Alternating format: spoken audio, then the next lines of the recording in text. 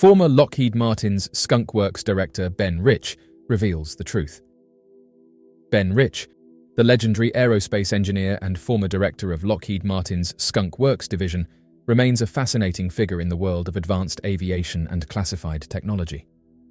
Known for his contributions to revolutionary aircraft like the SR-71 Blackbird and the Nighthawk stealth fighter, Rich's legacy is firmly rooted in shaping the future of aerospace innovation. However, it was a statement he made toward the end of his life that has ignited a persistent wave of speculation and interest within the scientific and disclosure communities. Rich is quoted as having said the following: "We already have the means to travel among the stars, but these technologies are locked up in black projects, and it would take an act of God to ever get them out to benefit humanity." This striking claim, reportedly made during a presentation at UCLA, has been cited by multiple witnesses connected to the Disclosure Project, a network of former military and government officials who advocate for transparency on matters related to unidentified aerial phenomena. The quote has since become one of the most widely discussed remarks ever attributed to a senior figure within the classified aerospace sector. Under Rich's leadership, Skunk Works continued developing aircraft that defied expectations, blending speed, stealth, and innovation in ways that often surpassed publicly acknowledged capabilities. Given the division's history of working on advanced, often top-secret technologies, some researchers believe Rich's statement hints at projects far more advanced than anything disclosed to the public. His words have led to theories that deep within classified programs, technologies may exist that have the potential to change humanity's place in the cosmos, technologies so advanced that they appear indistinguishable from science fiction. The speculation doesn't end with Rich's remarks. Former US Senator Harry Reid, a vocal advocate for transparency regarding unidentified aerial phenomena, also made comments suggesting that defense contractor Lockheed Martin may have been involved in the handling of materials believed to be of non-human origin.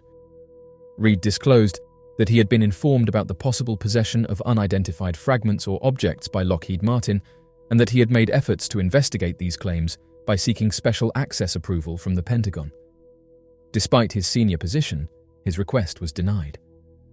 Although Reid never confirmed first-hand knowledge of the materials in question, his repeated statements added further weight to the claims that certain defense contractors might hold technology that could dramatically shift humanity's understanding of physics and propulsion.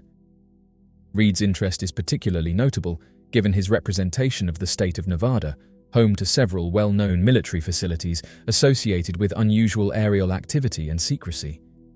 These remarks, taken together with Rich's statement, suggest a pattern of restricted access to potentially transformative knowledge.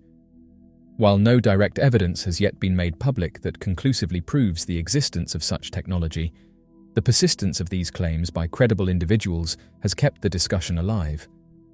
The idea that breakthrough technologies may be hidden away in highly classified programs, inaccessible to both the scientific community and the broader public, continues to spark both curiosity and concern. The implications of Rich's claim are enormous. If humanity truly possesses the capability to travel among the stars, yet that potential remains locked behind layers of secrecy, it raises questions about who controls these advancements and why they remain hidden. Whether the technologies stem from recovered materials, experimental propulsion systems, or some other breakthrough. The suggestion that they could revolutionize transportation, energy, and our understanding of space remains both hopeful and frustrating for those seeking disclosure. The mysterious megalithic structures of Mount Vtovara. Mount Vtovara, located in the remote wilderness of Karelia, Russia, is one of the most mysterious sites in the region. Rising over 1,000 feet above sea level, the mountain is not just a geological formation, but a location that has inspired wonder, spiritual reverence, and speculation for decades. Its unusual rock formations, particularly the perfectly balanced boulders and smooth, round stone spheres, have captivated the imagination of researchers, hikers, and mystics alike. One of the most talked about features of Mount Vtovara is the presence of massive boulders balanced in ways that defy expectations. These stones, some weighing several tons, are often found perched on smaller rocks or resting at impossible angles, creating a delicate equilibrium that appears almost intentional. The formation of these balanced rocks is generally attributed to natural forces such as glaciation, erosion, and freeze-thaw cycles, which are common in the region's rugged terrain. However, the precision with which some of these stones are positioned has raised questions. Could they really be the product of random natural forces, or is there evidence of ancient human activity that has yet to be fully understood? Adding to the intrigue are the mysterious round stone spheres found scattered around the mountain. These perfectly shaped stones have been compared to similar objects found in other parts of the world, such as the stone balls of Costa Rica and the Meraki boulders in New Zealand. In each case, their existence has sparked debate over whether they were formed by natural processes or carved by human hands. On Mount Vtovara, their context is particularly mysterious. The mountain is not known to have supported any large-scale ancient civilization, and no clear tools or artifacts have been found in association with the spheres, leaving their purpose and origin unexplained. Some local legends suggest that Mount Vtovara was once a sacred place, used for ritual or spiritual practices by ancient peoples. The atmosphere of the area, combined with its bizarre stone arrangements, supports this idea in the eyes of those who believe the site holds spiritual significance. Others theorize that the mountain was shaped by an ancient impact event or geological upheaval that resulted in its surreal landscape. Yet, despite these various hypotheses, no single explanation has managed to fully account for all the unique features of the mountain. Scientists continue to explore Mount Vtovara's geological makeup, but the mountain seems to resist easy classification. The line between natural wonder and potential human influence remains blurred. The absence of definitive archaeological evidence means conclusions remain speculative, and the mountain continues to be a subject of fascination for those interested in ancient mysteries and unexplained phenomena. The sunken city of Cuba. Off the western coast of Cuba, beneath nearly 650 meters of ocean, lies one of the most mysterious and little understood underwater discoveries of the 21st century. What has been described by some as a sunken city, complete with large stone structures, symmetrical formations, and possibly pyramidal shapes, continues to intrigue scientists, researchers, and theorists. The story began with an ambitious exploration mission by Canadian marine engineers and adventurers, Pauline Zalitsky and her husband Paul Weinsweig. Their incredible findings have drawn comparisons to the fabled city of Atlantis and sparked decades of curiosity, but little official follow-up. In 2001, Zalitsky and Weinsweig, through their company Advanced Digital Communications, were conducting a deep-sea survey commissioned by the Cuban government. The project was aimed at locating and studying shipwrecks, particularly those from the Spanish colonial era.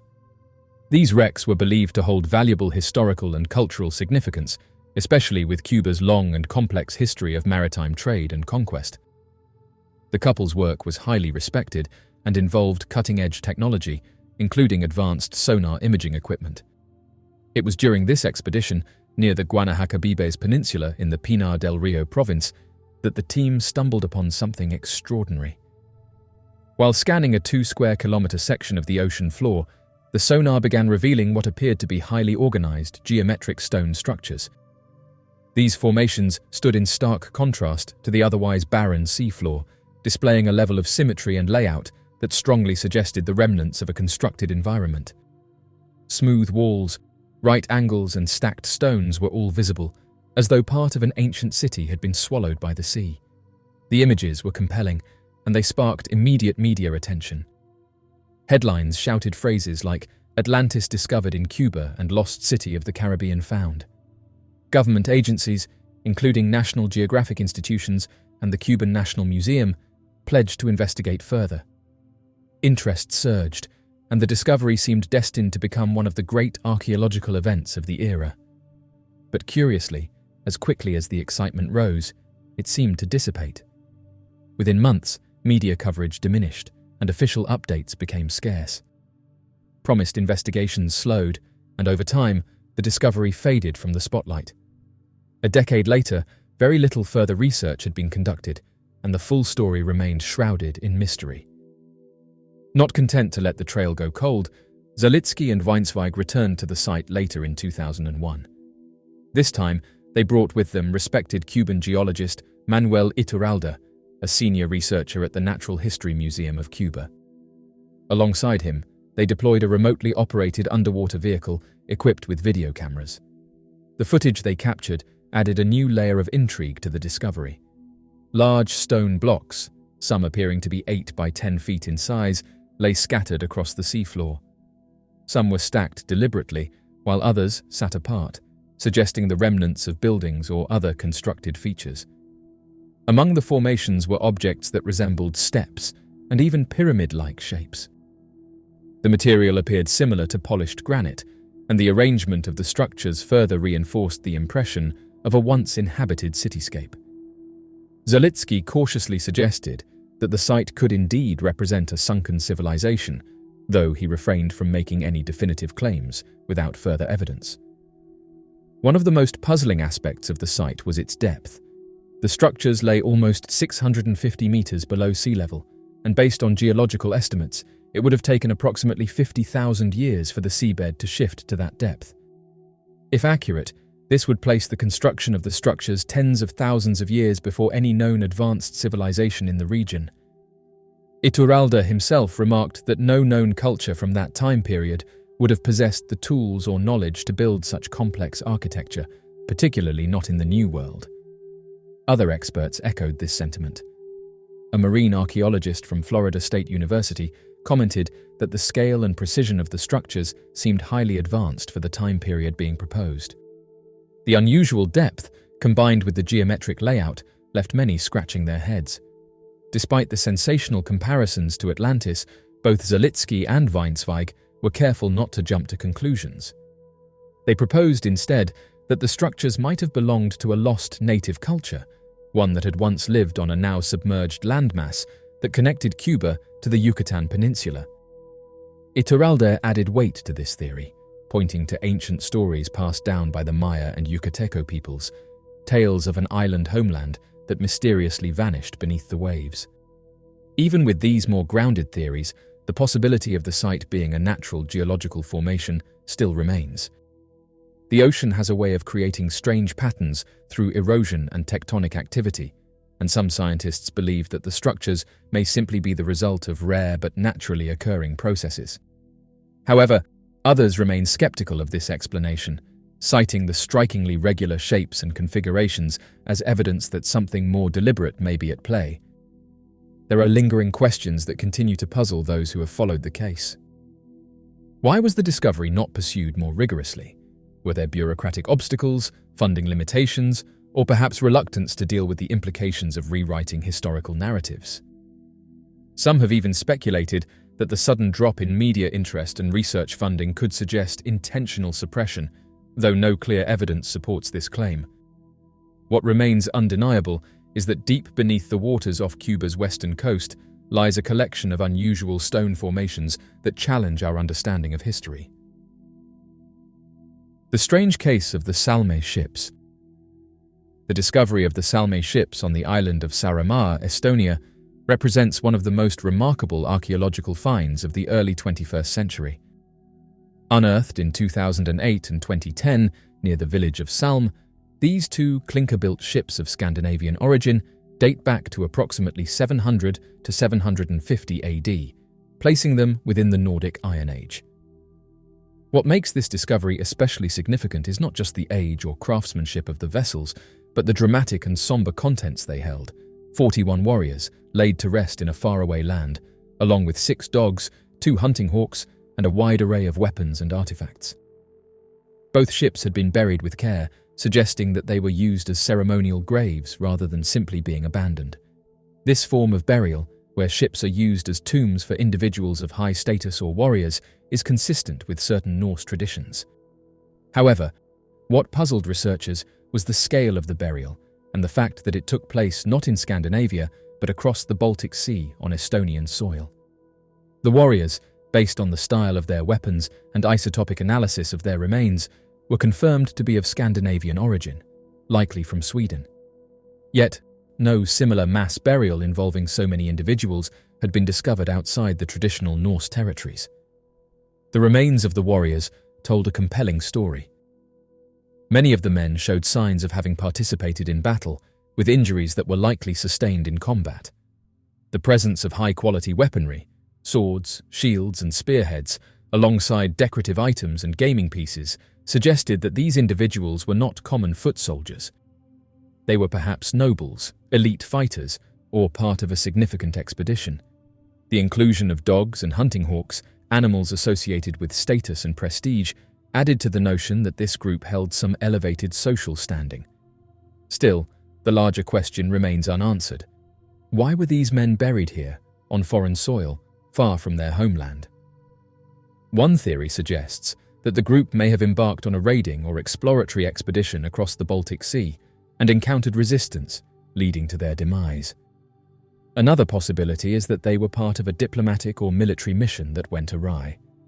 The fact that their remains were treated with respect and buried ceremonially hints that the surviving members of their party, or even local people, took part in ensuring their passage into the afterlife was honored according to their traditions.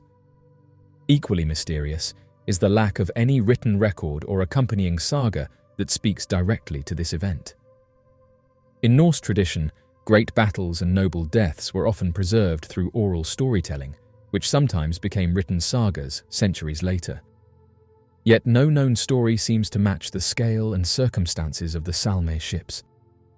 The discovery challenges scholars to rethink the reach and activity of early Scandinavian peoples during the Iron Age. It adds to the growing body of evidence that Norse expeditions extended well beyond the borders of present-day Norway, Sweden, and Denmark, even before the more widely known Viking Age began. The Salme ships, resting silently beneath the soil of Saaremaa, remain a powerful and strange symbol of cross-cultural encounters, warrior traditions, and the vast unknowns that still linger in the history of early Europe. The Lake Baikal humanoids. Lake Baikal, the oldest and deepest lake in the world, is located in Siberia and was used for regular training exercises by Russian Navy divers in the late 1980s. However, the findings they made during one of their dives were far from ordinary. Multiple divers reported witnessing mysterious humanoid beings, igniting significant curiosity and conjecture over their observations. Siberia, a Russian province, has been a lengthy location where UFO sightings and interactions with alien beings have been reported for numerous generations.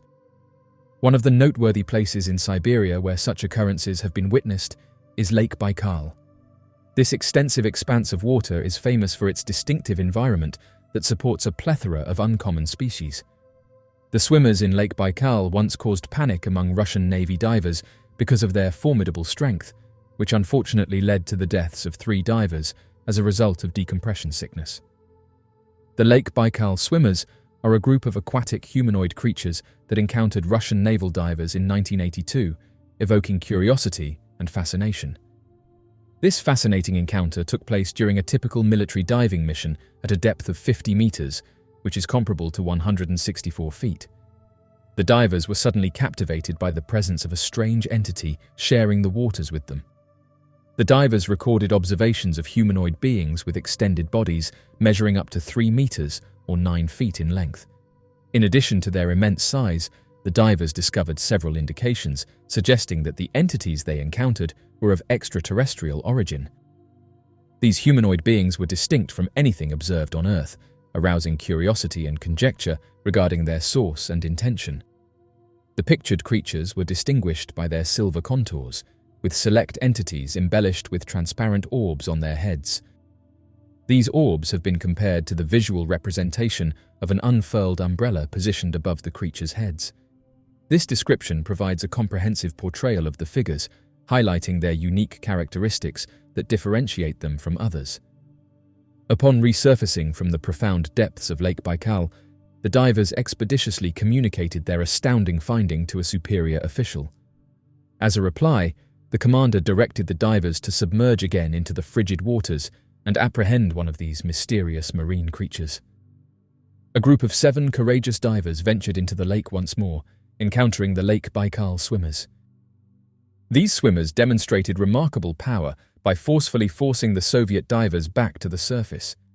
This extraordinary meeting not only demonstrated the divers' ability to recover quickly from difficulties, but also emphasized the incredible skills possessed by these elusive aquatic species inhabiting the depths of Lake Baikal.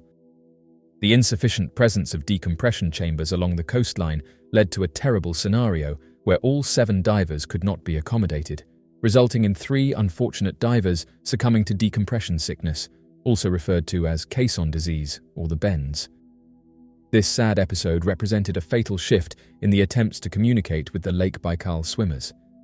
The insufficient allocation of resources to satisfy decompression requirements left the divers vulnerable to the lethal repercussions of their fall into the depths. Nikolai Kiriv, a fisherman residing in the picturesque village of Kultuk, has recently regaled local historians with a captivating narrative, recalling a memorable fishing expedition from the 1990s.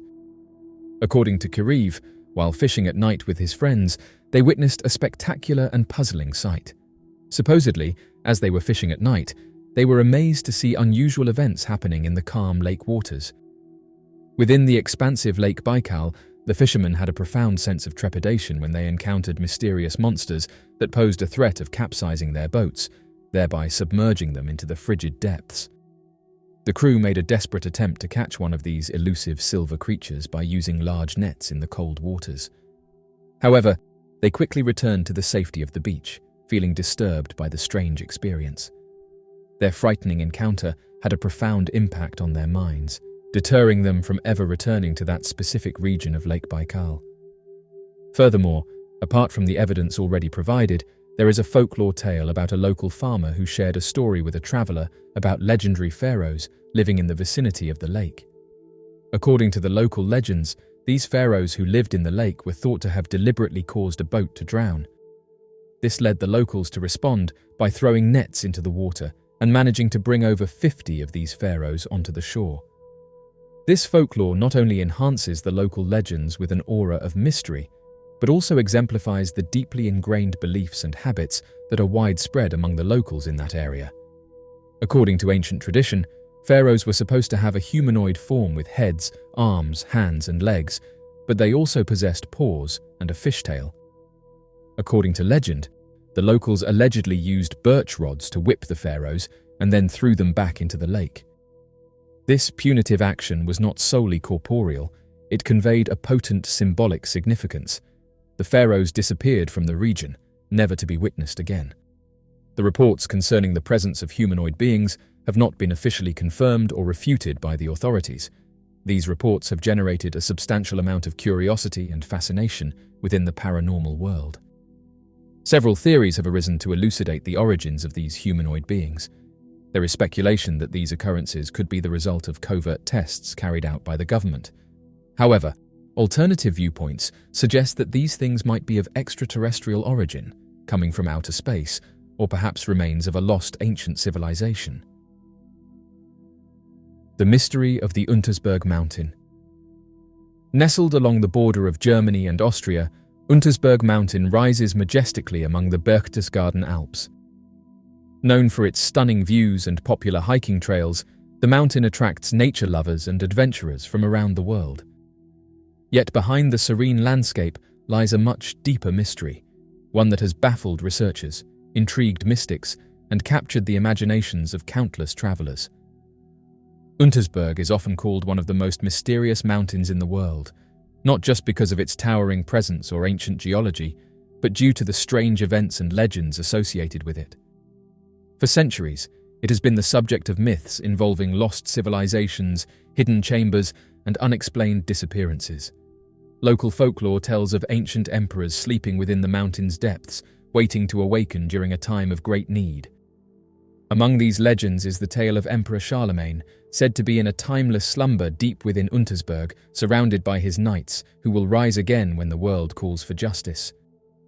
What makes the mountain particularly unsettling is the sheer volume of modern-day reports from hikers and visitors who experience unexplainable phenomena. Some individuals claim to witness what they describe as portals, unseen doorways that seem to open momentarily before vanishing without a trace. Others have described seeing flashes of light or strange figures appearing among the trees and rocks before disappearing just as quickly. Perhaps the most chilling accounts come from those who report losing track of time while hiking. These hikers describe setting out on what should be a brief walk, only to later find themselves in entirely different areas of the mountain with no memory of how they got there. In some cases, they emerge with their watches showing that hours have passed, despite having no recollection of that time. A few even wake up in unexpected locations, disoriented and confused, with no sign of injury or distress, only the lingering feeling that something unexplainable just occurred. These episodes have sparked many theories. Some believe that time itself behaves differently on the mountain, suggesting the presence of natural or even supernatural portals that distort time and space. Others have proposed that the phenomenon could be linked to advanced technology or extraterrestrial activity. Supporters of this view often cite the mountain's long history of strange sightings and time anomalies as evidence of something more than just human error or fatigue. Despite scientific efforts to explain these incidents as geological anomalies or psychological effects, many continue to believe that Untersberg is a unique place where reality itself may bend.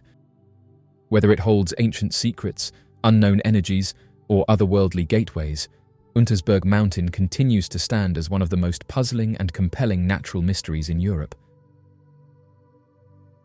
The mysterious USS Stein Monster.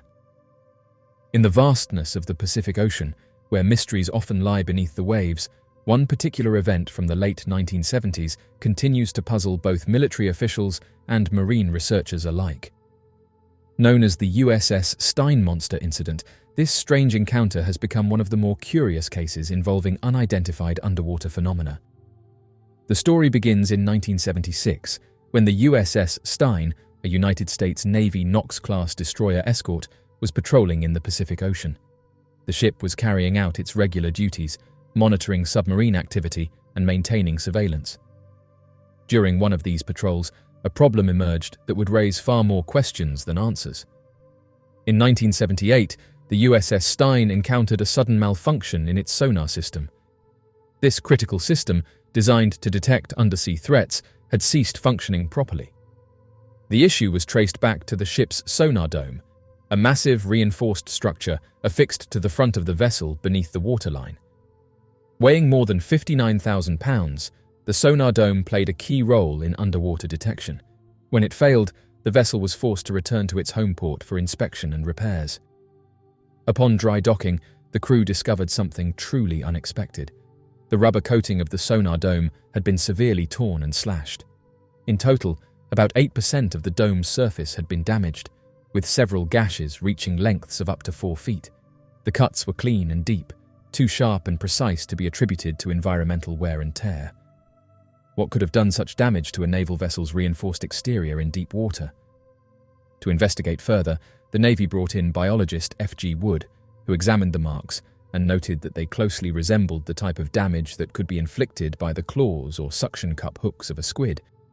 However, this wasn't the sort of damage one would expect from any known squid species. The scale of the damage implied that the creature responsible would have had to be at least 150 feet in length, far larger than any giant squid recorded by science at that time. The largest known species of squid, the giant squid, is an elusive deep-sea predator known to grow up to 43 feet in length and weigh around 600 pounds. Despite their formidable size, even these giants would not have the strength or size necessary to cause the kind of damage found on the USS Stein's sonar dome. This discrepancy has led to ongoing speculation that the USS Stein may have encountered a previously unknown or extremely rare species of deep-sea cephalopod. Giant squids are among the most mysterious creatures in the ocean. Rarely observed alive, their biology and behaviors remain largely unknown due to their deep habitat.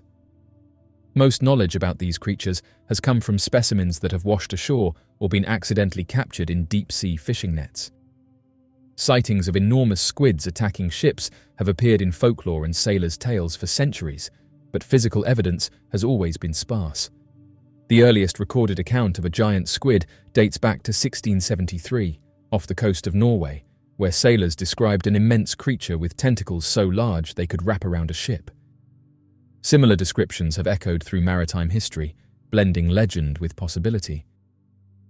The idea of sea monsters attacking ships has long been a part of ocean lore, but the USS Stein case added a strange dose of physical evidence into the mix. Some researchers have proposed that the squid responsible for the USS Stein damage might have exhibited traits of deep-sea gigantism. This phenomenon refers to the tendency for some species to grow significantly larger in the deep ocean than in shallower regions.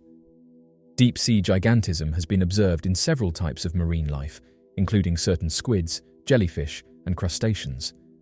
While the exact cause is unknown, theories include environmental factors such as colder temperatures, higher pressure, reduced predation, and the need to travel long distances for food. Another explanation often considered is the presence of higher levels of oxygen at depth, which might allow for larger body sizes in some species. The combination of a slow metabolism and fewer predators could also allow deep-sea creatures to live longer and reach larger sizes than their surface-dwelling counterparts. Regardless of the explanation, the USS Stein incident remains one of the most compelling modern encounters with a potential sea creature that science has yet to classify. The fact that such significant physical damage was found, accompanied by biological evidence suggesting the involvement of a massive cephalopod, has only deepened the mystery. Though the Navy has not officially identified the source of the damage, the case has remained in the public consciousness for decades. It is occasionally referenced in discussions about unidentified marine animals and serves as an example of how little is truly known about Earth's oceans. With over 80% of the ocean still unexplored, many researchers acknowledge that new species, possibly of immense size, may still await discovery in the abyssal depths. Whether the USS Stein was attacked by an unknown creature or brushed against a long-forgotten tale of the sea, the event stands as a chilling reminder that the ocean is a vast and mysterious place. The unanswered questions surrounding this case continue to inspire fascination and curiosity, reminding us of how much more there is to learn about the world below the waves. Over 97% of human history has been lost. Much of human history has vanished into the depths of time, leaving behind only traces of what once was. It is estimated that nearly 97% of human history has been lost, and what remains today is just a fragile thread connecting us to ancient civilizations, cultures, and stories that have otherwise faded into oblivion. This remarkable loss affects not only what we know about our ancestors, but also how we understand our own identity and place in the world. Our understanding of the past is built upon fragments, carvings in stone, decaying manuscripts, oral traditions, and scattered ruins. These pieces offer glimpses into human development, yet they represent only a small portion of a much broader and richer narrative. In many cases, the history we have is skewed toward the perspectives of the powerful, kings, emperors, religious leaders, and those who had the means to record events in lasting forms. As a result, the voices of everyday people, marginalized communities, and entire civilizations that left no written record have often been forgotten or overlooked. The destruction of historical records has taken many forms throughout time. Fires, wars, invasions, and natural disasters have erased libraries, temples, and settlements that once held irreplaceable knowledge. For example, the burning of the Library of Alexandria is one of the most well-known and symbolic examples of such a loss. It is believed that thousands of scrolls containing knowledge about science, philosophy, and various cultures were destroyed, never to be recovered. This pattern has repeated itself across centuries, with cultural knowledge being lost through conquests and colonial expansions. Another major reason for this gap in history is the perishable nature of early record-keeping materials. Ancient civilizations often used materials like papyrus, animal skins, and bamboo, all of which were vulnerable to decay. In many cases, writing systems themselves vanished along with the societies that created them, leaving modern researchers struggling to decipher their meanings or even recognize their importance. Oral traditions, too, were often lost when communities were disrupted or displaced, erasing generations of wisdom that were never written down. This loss of history is not just a matter of academic concern, it shapes how humanity views itself. Without the full story, assumptions are often made that overlook the complexity and diversity of human development. Major innovations may be attributed to the wrong people or cultures, while significant contributions from others remain hidden in the shadows. Myths can become accepted as facts, and biased interpretations of historical events may go unchallenged. Despite these limitations, the fragments that remain still tell powerful stories. Archaeology, linguistic studies, and genetic research continue to uncover forgotten chapters of the human journey. Each discovery, whether it be a buried city, an ancient tool, or a newly translated text, offers a chance to broaden our understanding and correct the biases of the past. In the end, while much of history has been lost, the pursuit of uncovering it continues. Each effort to preserve, interpret, and share what remains serves as a reminder of the vast human experience that lies beyond our current knowledge, an invitation to seek wisdom not only in what has been saved, but also in what has yet to be rediscovered.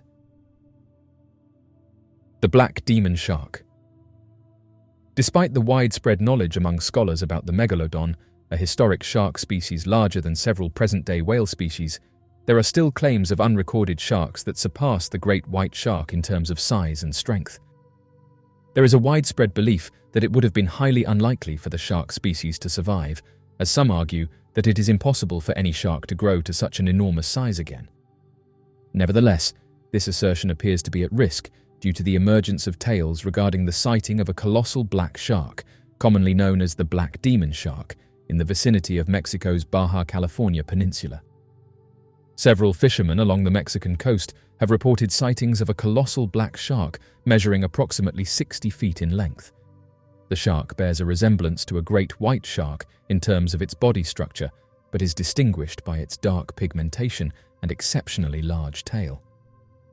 Considering the resemblance of these accounts to contemporary recreations involving megalodon skeletons, as well as their consistent tail size, some individuals have come to assume that this location could potentially serve as a hunting area for the beast. In addition, a significant number of the fishermen who have reported the sighting are experienced veterans in the field, who have never previously made such claims and had extensive knowledge of various whale species in the area. A fisherman claimed an encounter with a shark while retrieving nets. He saw a collision with his boat, prompting him to investigate. Upon reaching the stern of his boat, he observed its length to be in excess of 30 feet. He then claimed to have spotted a dark-colored shark approximately 2 feet below the water's surface, speculating that this creature was responsible for the collision with his boat. According to the fisherman, the shark exceeded the length of his boat, measuring at least 35 feet. While observing it, he noted that it did not resemble any of the indigenous sharks in the vicinity. Despite having fished in this area for numerous years, this was his inaugural encounter with such a specimen. Curiously, he mentioned that most of the wildlife departed from the region at approximately the same time. Oceanic fauna may vacate a region in the presence of a shark as a result of an innate drive for self-preservation. Sharks are top-level predators that are renowned for their hunting and feeding habits on other aquatic organisms. Consequently, numerous marine creatures have developed the ability to detect the existence of a shark and react by swiftly moving away or concealing themselves in order to evade becoming a predator's meal. Furthermore, several fish species and other marine creatures possess the capability to perceive the electromagnetic fields generated by sharks through their muscles, enabling them to recognize the presence of a shark even in the absence of visual cues. This phenomenon is referred to as electroreception, and it may also play a role in the innate reaction of marine animals to the presence of a shark. Following the experience, the fisherman made an effort to meticulously record all the circumstances in the hope of unraveling the mystery of what he had encountered. Despite the passage of several weeks, the man failed to gain any further insight into the nature of the shark. However, he did observe that fellow fishermen in the vicinity also reported sightings of the same creature. They characterized it as a massive, dark-hued shark, measuring more than 40 feet in length. Another possible explanation is that the shark could be a hypermelanistic great white shark, which has experienced hyperpigmentation and turned melanistic.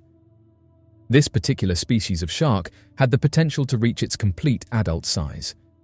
Hypermelanism is a biological condition where there is an overproduction of melanin, causing animals to have a darker skin color. This is in contrast to albinism, which is the absence of melanin resulting in a light skin color. This phenomenon has been observed in certain species of cat sharks and rays. There is a potential for it to occur in great white sharks as well, particularly those that reach lengths over 20 feet. The presence of hypermelanism in great white sharks might have substantial consequences for their physical appearance and behavior in their natural habitat, as well as for our comprehension. Currently, fishermen in this region are still encountering this sizable shark and continue to believe that this shark, measuring over 30 feet in length, actively preys on marine life in this area. The Carnival Cruise Monster. An unidentified creature, known as the Carnival Cruise Monster, was observed in the Gulf of Mexico from the deck of a cruise liner. The investigation was initially conducted by novelist Max Hawthorne, who introduced the term Carnival Cruise Monster. Paul George, a worker aboard a Carnival Cruise Line's ship, saw an unidentifiable monster that he reported looked similar to an ancient mosasaur. Only the torso and the cranium of the organism were ever observed or depicted. The object had a glossy ebony appearance, characterized by taut and substantial leather-like texture. According to his account, the creature did not respire through a blowhole like a whale. Rather, it would emerge to the surface and respire in a manner similar to that of a crocodile. The object was reported to have a minimum length of 50 feet, surpassing the size of the ship's lifeboats, which measure approximately 30 feet.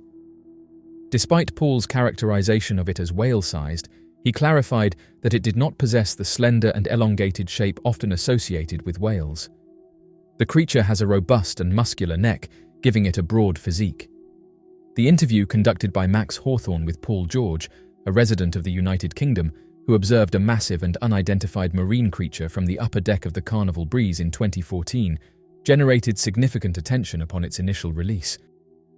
The notion that something enormous and still unknown marine creature could potentially inhabit our waters and even serenely match the speed of a cruise ship in the heart of the Gulf of Mexico has captivated the minds of several individuals. Max made the decision to contact Paul George again, with the intention of narrowing down potential candidates for his observations. Accepting the anecdotal report as it is, Max endeavored to get a definitive conclusion regarding the identity of the Carnival Cruise Monster. Upon sharing with Paul various dorsal images of numerous large whale species, including the elusive beaked whale, Max reported that he reached the conclusion that he did not observe any type of cetacean. The absence of spouting, characteristic of whales, was observed. Instead, its exhalation originated from beneath the surface, a behavior commonly observed in marine turtles and crocodilians. Crocodiles engage in this behavior to achieve camouflage, which is highly advantageous for a marine predator that relies on stealth. Given the propulsion mechanism resembling a tail or caudal fin, it seems that the only plausible option left is a mosasaur or a marine crocodile. The color and texture of the object observed by Paul eliminates the possibility of it being a crocodile and instead suggests that it is highly likely to be a mosasaur. The Mystery of Cassie. In the picturesque waters of Casco Bay, Maine, a legendary sea serpent known as Cassie has captured the imagination of locals and visitors for generations. Described as an enormous serpentine creature, Cassie is said to inhabit the deep, mysterious waters of the bay, occasionally surfacing to astonish and bewilder those fortunate enough to witness it. Despite skepticism from the scientific community, numerous credible eyewitness accounts and consistent descriptions suggest that Cassie is real and genuine. Casco Bay, with its rugged coastline, numerous islands and deep cold waters, is an ideal habitat for a large, elusive sea serpent. According to local legends and testimonies, Cassie is described as a massive, serpentine creature, measuring between 50 to 100 feet in length. Witnesses report that the creature has a long, sinuous body, a horse-like head, and dark, smooth skin. Cassie is often seen undulating through the water, creating large waves and wakes as it moves. One of the most compelling aspects of the Cassie legend is the consistency of eyewitness reports. Over the years, numerous fishermen, sailors, and recreational boaters have recounted encounters with the sea serpent. These accounts often describe similar features and behaviors, lending credibility to the testimonies. For instance, in 1779, a group of American soldiers stationed on Peaks Island reported seeing a massive sea creature swimming in the bay. Their detailed descriptions matched those of later sightings, suggesting a long-standing presence of the creature in Casco Bay. Another notable encounter occurred in 1958 when a group of fishermen reported seeing Cassie near the shore of Harpswell. According to their account, the sea serpent surfaced close to their boat, giving them a clear view of its enormous serpentine body and distinctive head. The fishermen, experienced and familiar with the local marine life, were adamant that what they saw was not a whale, shark, or any known marine animal. Their sighting was corroborated by other boaters in the area, who also reported seeing a large, mysterious creature in the water. Further supporting evidence comes from the numerous photographs and videos taken by eyewitnesses over the years. While many of these images are inconclusive due to the challenges of capturing clear footage of a moving object in the water, some have provided intriguing glimpses of a large, serpentine creature. These visual records, combined with the consistent descriptions from eyewitnesses, suggest that Cassie may be more than just a legend. The scientific community has long been skeptical of sea serpent sightings, often attributing them to misidentifications of known marine animals, floating debris, or optical illusions. However, the sheer number of credible sightings and the consistency of the descriptions make it difficult to dismiss the possibility of an unknown marine creature inhabiting Casco Bay. Marine biologists and those interested in the unknown have proposed several theories to explain the existence of Cassie, ranging from a surviving population of prehistoric marine reptiles to a previously undiscovered species of large eel or fish. One plausible theory is that Cassie could be a type of marine reptile, similar to the extinct plesiosaurs that once roamed the oceans. These ancient creatures, with their long necks and streamlined bodies, bear a striking resemblance to the descriptions of Cassie. While plesiosaurs are believed to have gone extinct millions of years ago, it is not impossible that a small, relict population could have survived in the remote and deep waters of Casco Bay. Another theory suggests that Cassie could be an exceptionally large specimen of a known marine species, such as an oarfish or giant eel. Oarfish, which can grow up to 36 feet in length, have long, ribbon-like bodies and are known to inhabit deep ocean waters. Similarly, some species of eels can reach lengths of up to 12 feet. If such creatures grew to even larger sizes in the deep, nutrient-rich waters of Casco Bay, they could easily be mistaken for sea serpents. The implications of discovering a real, living sea serpent like Cassie are profound. From a scientific perspective, it would revolutionize our understanding of marine biology and the diversity of life in the oceans. The discovery of a new, large marine species would prompt further exploration and study of Casco Bay and other remote marine environments, potentially leading to additional discoveries of unknown creatures. Culturally, validating the existence of Cassie would honor the knowledge and experiences of the local communities who have long reported its presence. It would highlight the importance of integrating traditional ecological knowledge with scientific research, fostering a more inclusive and respectful approach to studying and conserving biodiversity. Local communities, with their deep connection to the land and sea, are invaluable partners in the search for and protection of such elusive species. The Gloucester Sea Serpent. A fabled creature from American tradition, the Gloucester Sea Serpent is said to have been spotted off the coast of Gloucester, Massachusetts, and the Cape Ann region. The peak period of sightings commenced in August 1817 and extended until 1819. The Gloucester Sea Serpent is a colossal serpent-like creature with humps running along its back. It has been the focus of several sightings and accounts of encounters by fishermen and sailors. John Jocelyn recorded the earliest reported sighting of a monster like this off Cape Ann in 1638. Intermittent observations persist throughout the 21st century. The first documented sighting of the Gloucester Sea Serpent occurred in 1817, following reports from the indigenous people of Cape Ann about a sea serpent. According to witnesses, a group of fishermen observed a creature resembling a serpent, measuring approximately 60 feet or 18 meters in length, with a turtle-like head, swimming in the waters near Gloucester's coastline. The sightings persisted intermittently throughout the 19th century, with numerous local fishermen asserting to have observed the creature while at sea. In August 1817, the Gloucester Sea Serpent was famously sighted by a crew of men on the schooner Caravan. They observed a sizable monster with a serpentine head and a hump-shaped body swimming alongside their ship. The crew discharged a cannon at the creature, however. It submerged under the ocean and remained unseen thereafter. Over time, there have been many additional sightings of the Gloucester Sea Serpent, with accounts of the creature differing significantly. It has been characterized by some as a serpentine monster of considerable length, while others have observed a creature with a hump on its back and a head resembling that of a horse or a dinosaur. Due to the large number of eyewitnesses, potentially numbering in the thousands, and the comprehensive study by the Linnean Society, this sea snake is considered one of the most extensively recorded creatures of its kind. The existence of the Gloucester Sea Serpent continues to be a topic of controversy and skepticism, despite the abundance of sightings and accounts of encounters.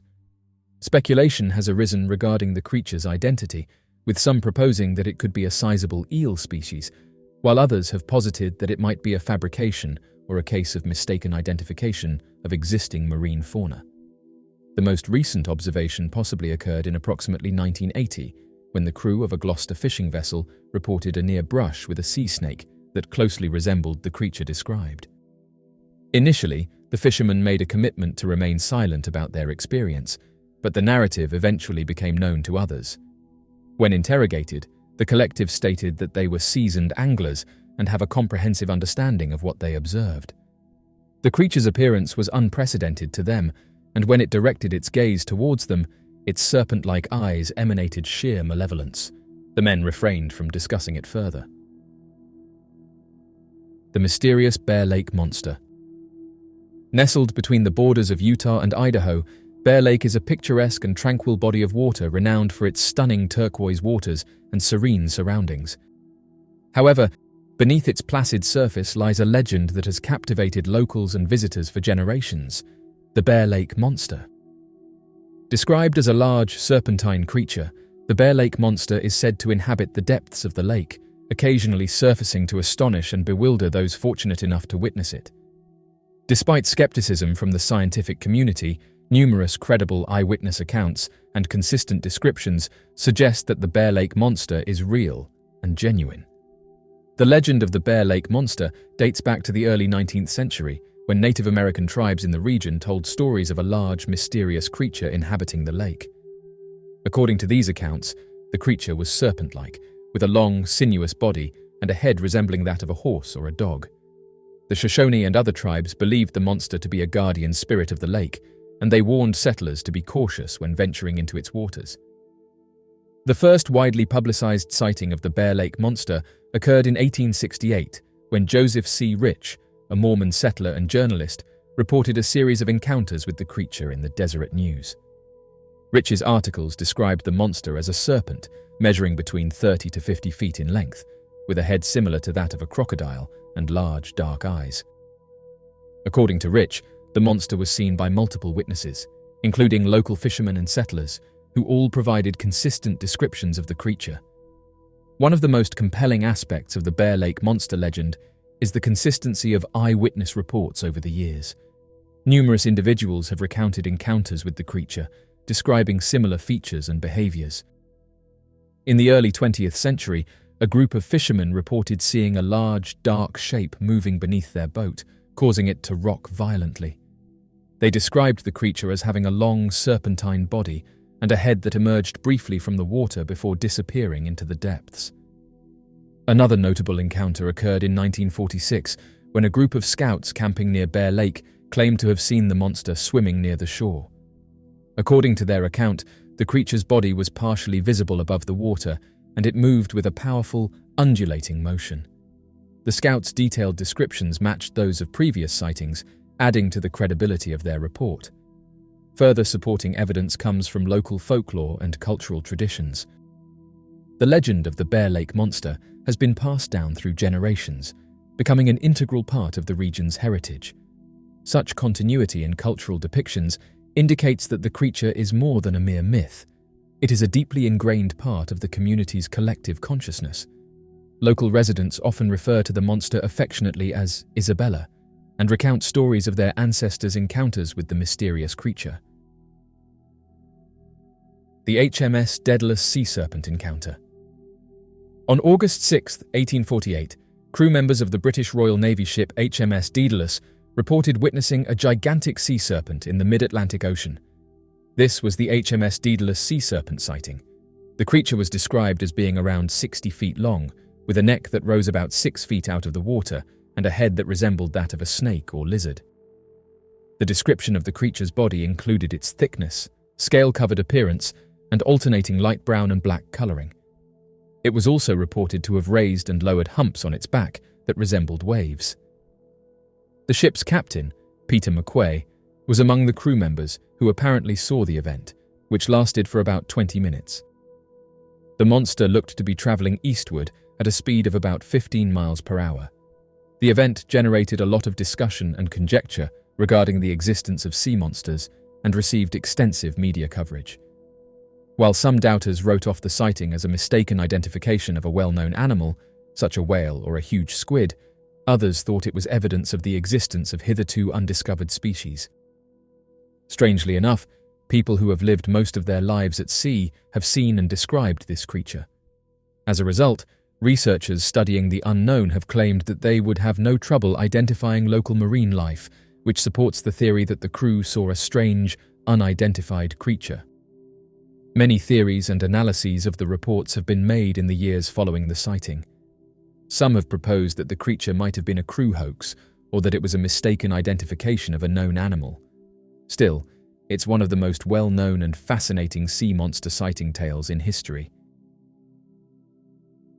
The Mystery of Thelma Pauline Polly Melton. The disappearance of Thelma Pauline Polly Melton remains one of the most puzzling unsolved cases in the history of the Great Smoky Mountains. In the fall of 1981, Polly, a 58-year-old woman known for her love of nature and hiking, vanished without a trace during what should have been a routine walk on a well-known trail. Despite her age and some minor health concerns, Polly was considered an active woman and a capable hiker. She and her husband, who was significantly older, enjoyed spending part of the year in Jacksonville, Florida, and then retreating to the tranquility of the Smoky Mountains during the autumn months.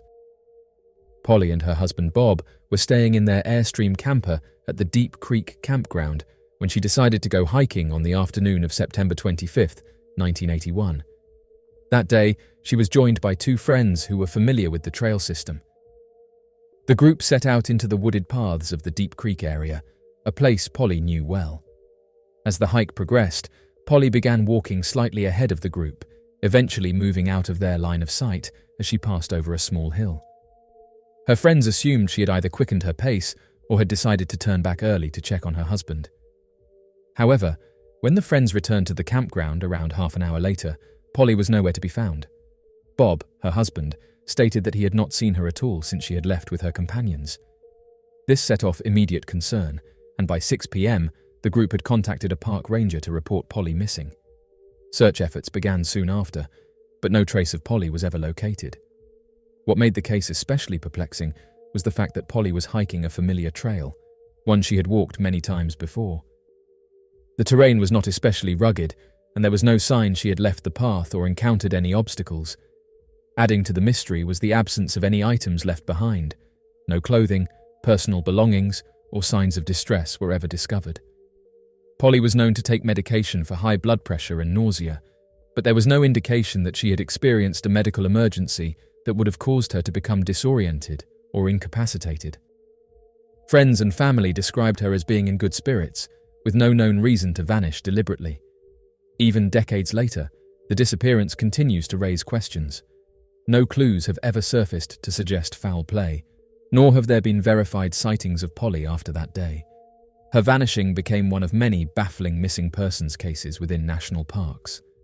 Authorities in Tennessee have noted that approximately 400 people are reported missing in the state each year, highlighting the potential dangers even in well-traveled wilderness areas. The case of Thelma Polly Melton serves as a somber reminder of how even the most peaceful and familiar places can suddenly become the backdrop for an unsolved mystery, one that continues to haunt her family, friends, and those who walk the same trails today. The strange case of a single mother who vanished during a road trip. The mysterious disappearance of Denise Wells in April 1994 remains one of the most perplexing missing persons cases in modern history. A single mother from Oklahoma, Denise vanished during what seemed to be a routine cross-country road trip to visit a friend. Despite extensive investigation, unsettling details, and curious contradictions, the truth of what happened to her remains elusive to this day. Born on September 22, 1970, Denise, who went by her middle name, was described by family as a bright, curious, and kind-hearted child. She had a close bond with her family, especially her younger brother. However, her teenage years were marked by turmoil. Denise became involved with a crowd that encouraged risky behavior, leading her down a difficult path that included problems in school and an eventual conviction for check forgery. She moved briefly to South Dakota, lived with an aunt, and served probation for her crime. Eventually, Denise returned to Oklahoma, where her life began to stabilize. Upon her return, she became pregnant, although the father was no longer in the picture. She gave birth to a son, William Blake, and her priorities shifted. Denise's family noted that she became a loving, dedicated mother. She found part-time work at the Haskell Airport in Oklahoma and made efforts to provide for her child. However, life remained complicated. During her time at the airport, she entered into a romantic relationship with her married boss, Michael. The affair added tension to her already challenging circumstances, but it didn't deter her from continuing to care for her son and maintain her responsibilities. In early April 1994, Denise received an unexpected call from an old high school friend, Melissa Shepard, who had since relocated to New Jersey. Melissa sounded distraught and told Denise that she was experiencing a difficult time in her life. Concerned for her friend, Denise made a spontaneous decision to drive across the country to be with her. She assured her parents that she would only be gone for 4 or 5 days and left her 14-month-old son in their care. Denise rented a white 1993 Plymouth Acclaim and set out from Haskell, Oklahoma on April 10th. Throughout the journey, she kept in touch with Melissa frequently, although most of the communication centered around Denise being lost and needing directions. By April 12th, Denise reached Pennsylvania and checked into the Pike Motel in Middlesex Township at around 5:45 in the afternoon. She told the motel staff she only planned to nap for a few hours. This would be the last confirmed sighting of her. Between 5:59 and 6:59, Melissa called Denise 4 times at the motel. During the final call, just after 8 in the evening, Denise told her that she was going to get something to eat at a nearby McDonald's before resting. She was never seen or heard from again. Melissa and her boyfriend arrived at the motel after midnight. Initially, Melissa claimed only the 2 of them had made the trip. However, it was later discovered she was accompanied by 2 men, individuals she described as casual acquaintances from a local bar.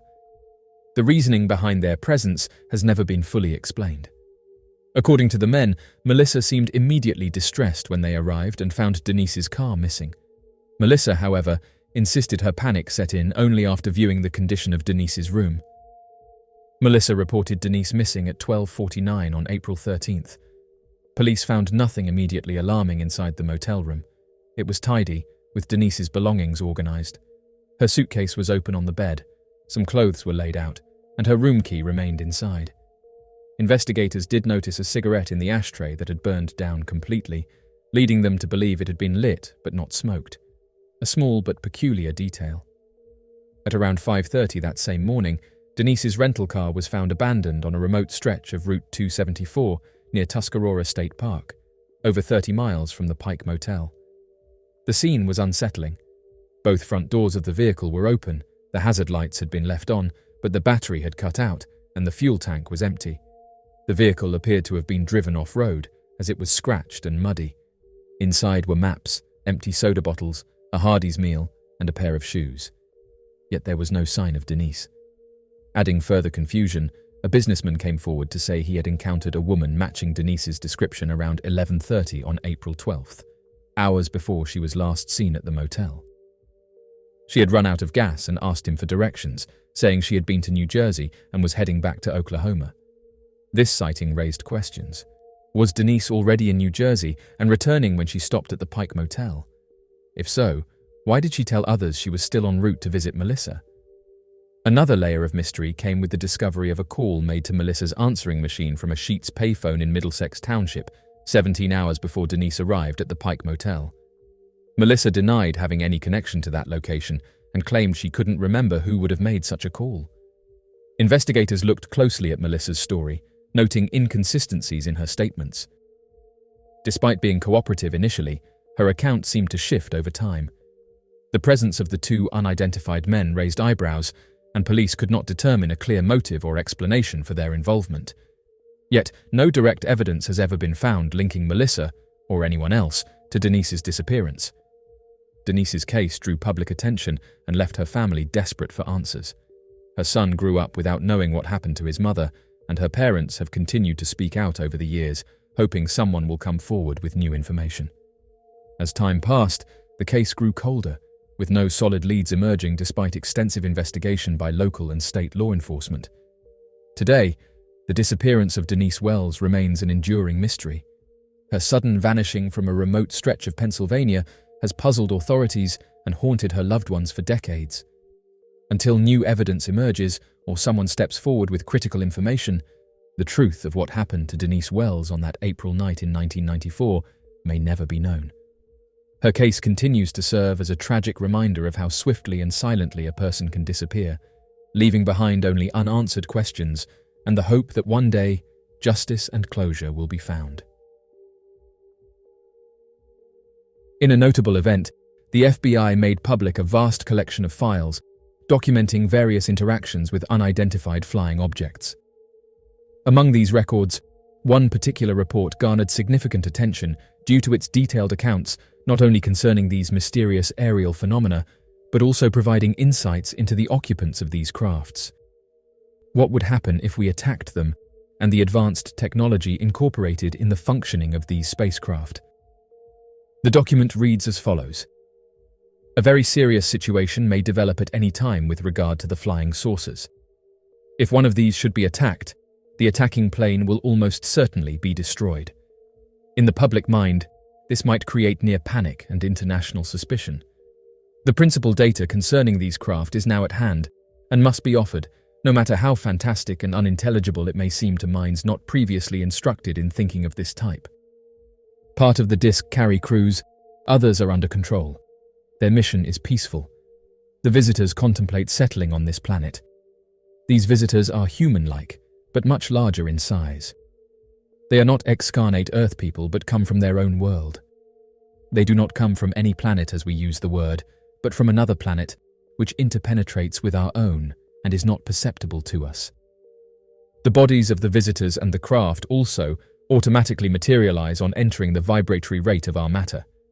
The disks possess a type of radiant energy, or a ray which will easily disintegrate any attacking ship.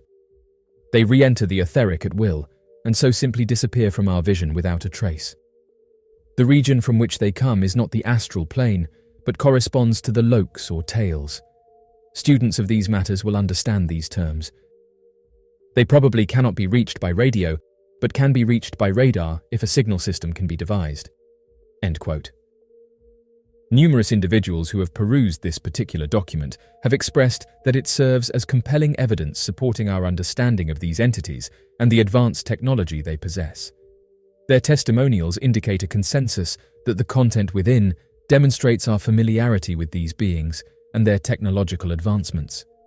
Those intrigued by uncharted territories have posited that this constitutes a revelation, highlighting that our authorities have been aware of the existence of these flying vessels for an extended period. In the present moment, there is a prevailing belief that the reluctance of officials to acknowledge awareness of these enigmatic objects stems from the potential apprehension it could instigate among the public. This hesitation to disclose information on such mysterious phenomena is thought to be driven by concerns regarding the impact it may have on public perception. In modern times, a prevailing belief exists that we have surpassed the era where secrecy shrouded discussions about unidentified phenomena. This has led to a growing demand for governmental transparency regarding their knowledge of unidentified objects. Researchers have posited that such documents offer a fascinating glimpse into their knowledge, providing valuable insights and perspectives into their understanding.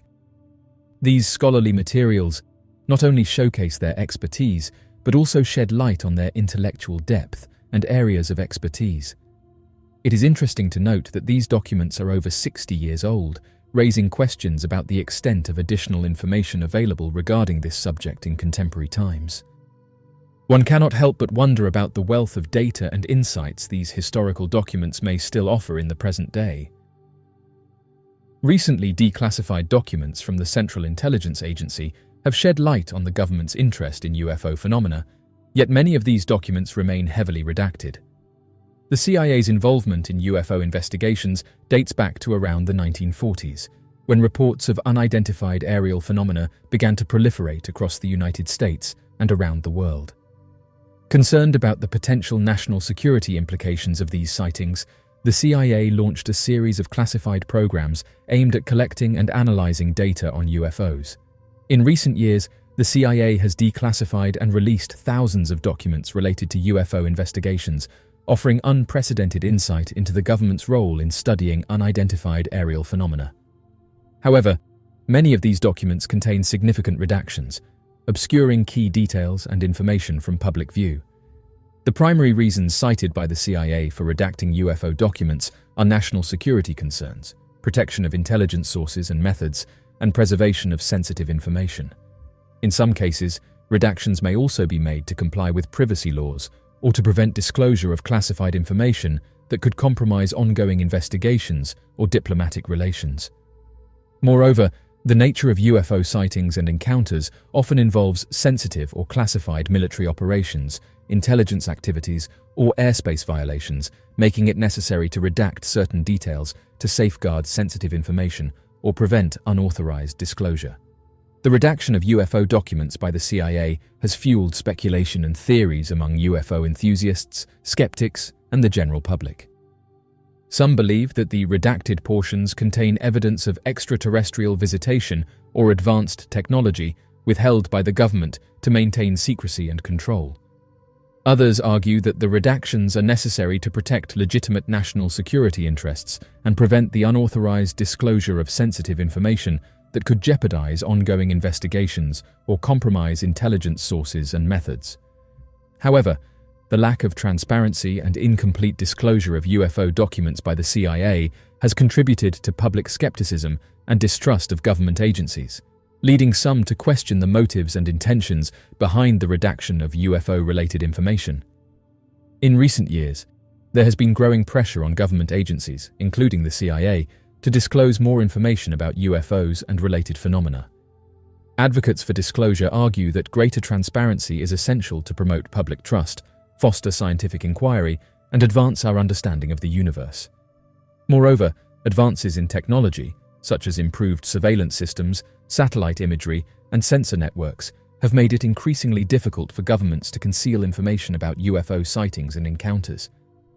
In an era of pervasive surveillance and instant communication, the truth about UFOs may be harder to suppress than ever before. As of right now, the CIA's redaction of UFO documents reflects a complex interplay of national security concerns, intelligence priorities, and public disclosure policies.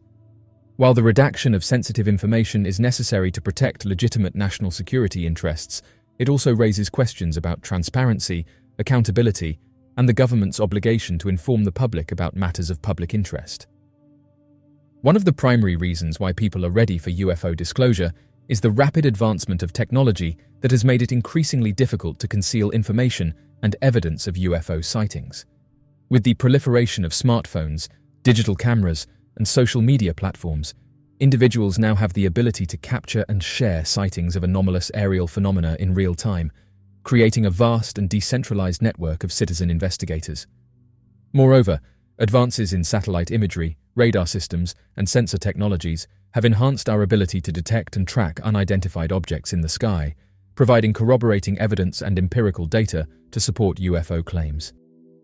As technology continues to evolve, the truth about UFOs may become harder to suppress, leading to greater public awareness and demand for disclosure. Another factor driving the demand for UFO disclosure is the shifting societal attitudes towards the unknown and the paranormal. While UFO sightings were once dismissed as fringe phenomena or the stuff of science fiction, they are now increasingly viewed as legitimate and worthy of serious investigation by mainstream society. Part of this shift can be attributed to the growing body of credible witnesses, including military personnel, pilots, and government officials, who have come forward to share their first-hand accounts of UFO encounters. These testimonials lend credibility and legitimacy to the UFO phenomenon, challenging skeptics and skeptics alike to reconsider their preconceived notions and beliefs. Furthermore, popular culture and media have played a significant role in shaping public perceptions of UFOs, with movies, television shows, and documentaries exploring the possibility of extraterrestrial visitation and government cover-ups. As interest in the paranormal and the unexplained continues to grow, so too does the demand for transparency and disclosure from government authorities. At the heart of humanity's readiness for UFO disclosure is a fundamental curiosity and thirst for knowledge about the universe and our place within it. For millennia, humans have gazed up at the night sky, pondering the mysteries of the cosmos and wondering if we are alone in the universe. The prospect of UFO disclosure represents an opportunity to satisfy our innate curiosity and expand our understanding of the universe by uncovering new truths about the nature of reality and the existence of other intelligent beings. By shedding light on the UFO phenomenon, we may gain insights into advanced technologies, alternative forms of life, and the potential for interstellar communication and cooperation. Moreover, the quest for UFO disclosure reflects a broader desire for transparency, accountability, and truth in government and society. As citizens of a global community, we have a right to know about matters that affect our collective well-being and the future of our planet. By demanding disclosure of UFO information, we affirm our commitment to openness, honesty, and the pursuit of knowledge in the face of the unknown. Retired U.S. Lieutenant General William Jerry Boykin, who previously led the U.S. Army's esteemed and clandestine Delta Force, has recently come forward with compelling evidence regarding the presence of UFOs and jinn in the airspace above Somalia. Lieutenant General Boykin's revelations shed light on an intriguing intersection between unidentified aerial phenomena and mystical entities. The team members provided detailed accounts of engaging in a confrontation with these unidentified entities. They mentioned successfully obtaining photographic proof of encountering either a jinn or an unidentified flying object.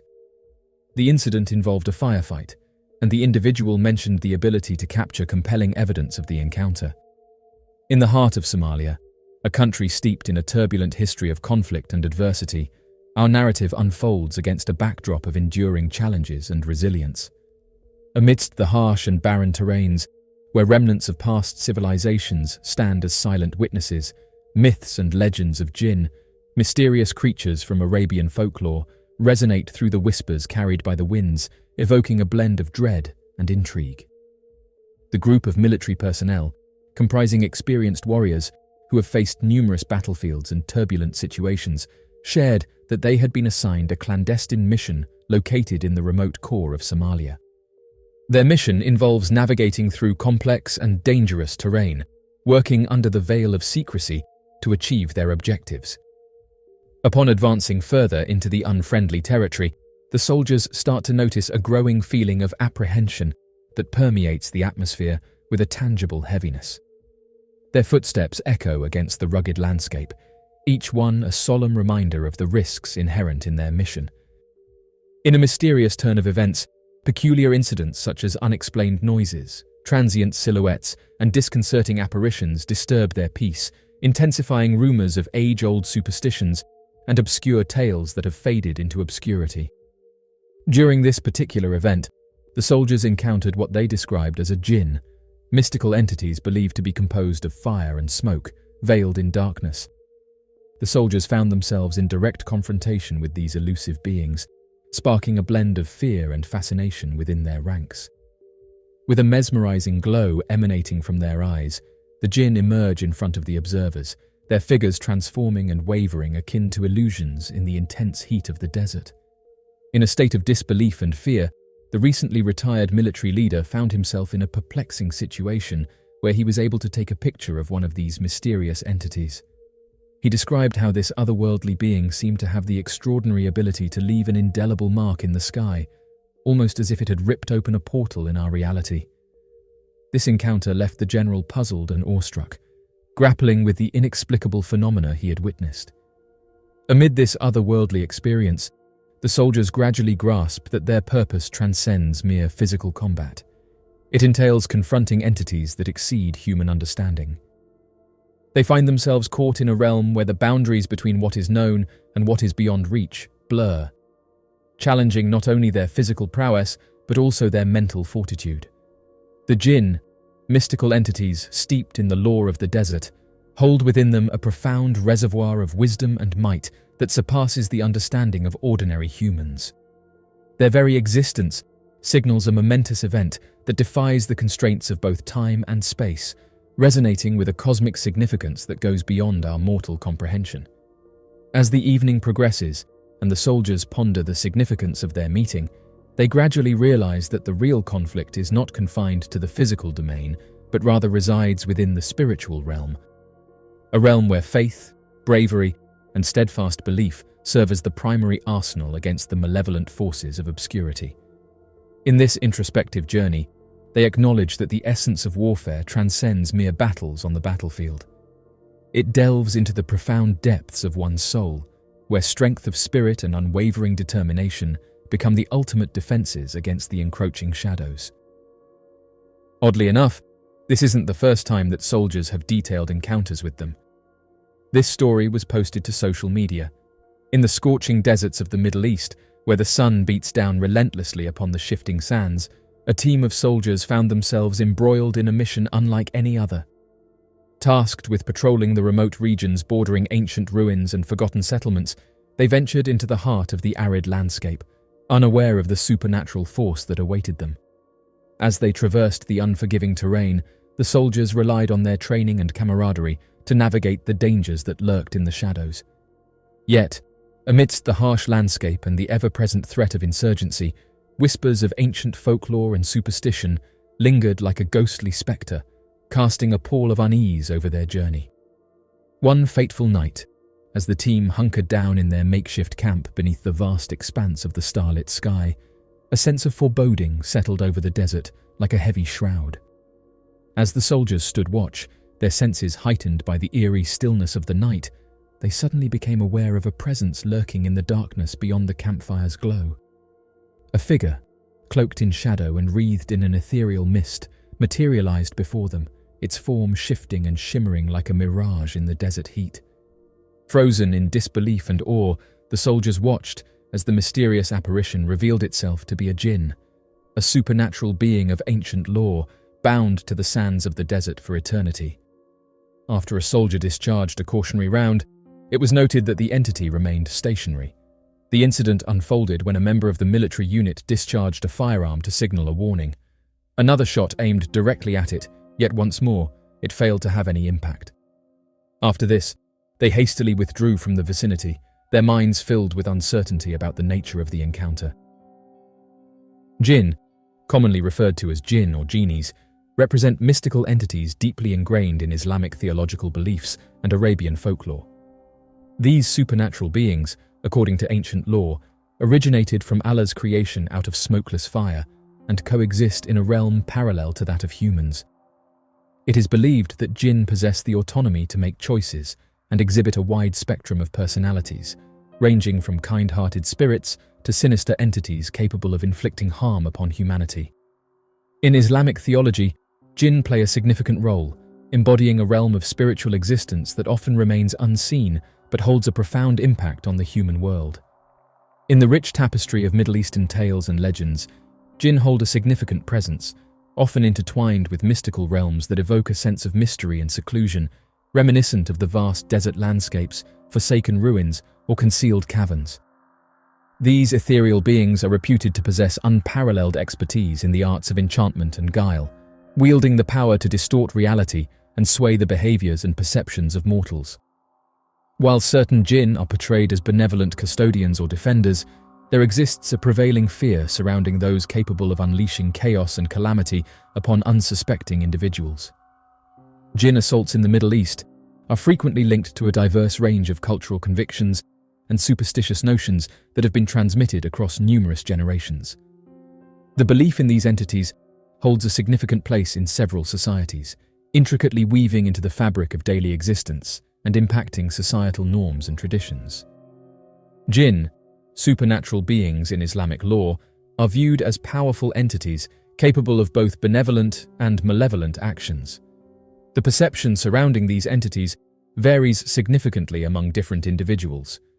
While some individuals hold the belief that jinn have the potential to exhibit hostility towards humans when they perceive a threat or offense, possibly resulting in various forms of attacks or disruptions in the physical realm, others subscribe to the idea that jinn are more inclined to be drawn to locations or individuals exuding negative energy or possessing spiritual vulnerabilities.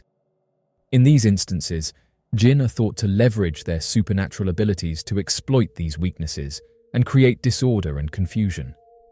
Psychological factors holds significant sway over the way jinn attacks are perceived in the Middle East. Within this context, emotions such as fear, anxiety, and uncertainty act as catalysts, intensifying the perceived danger of supernatural occurrences. This heightened emotional state often prompts individuals to attribute mundane incidents to the influence of jinn, interpreting them as indications of otherworldly activity. Throughout various discussions, comparisons have been drawn between jinn creatures and shadow people, with some individuals asserting that they may be synonymous entities. Shadow people have their roots deeply embedded in the rich tapestry of ancient folklore and mythology, where they were commonly portrayed as malevolent entities or harbingers of impending misfortune. These eerie figures have captured the imagination of various cultures worldwide, as legends of shadowy beings prowling the darkness have endured through generations, functioning not only as spooky anecdotes, but also as cautionary anecdotes steeped in superstition. The pervasive presence of these shadowy figures in the collective consciousness of humanity speaks volumes about the enduring appeal and mystique surrounding these spectral beings, implying a deeper connection to our primal fears.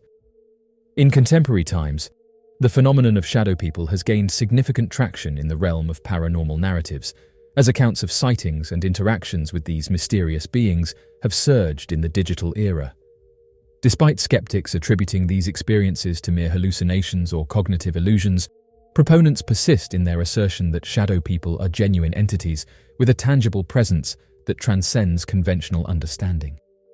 The surge in shadow people sightings and encounters can be attributed to the widespread interconnectedness facilitated by the internet, enabling individuals to share and validate their experiences on a broader scale.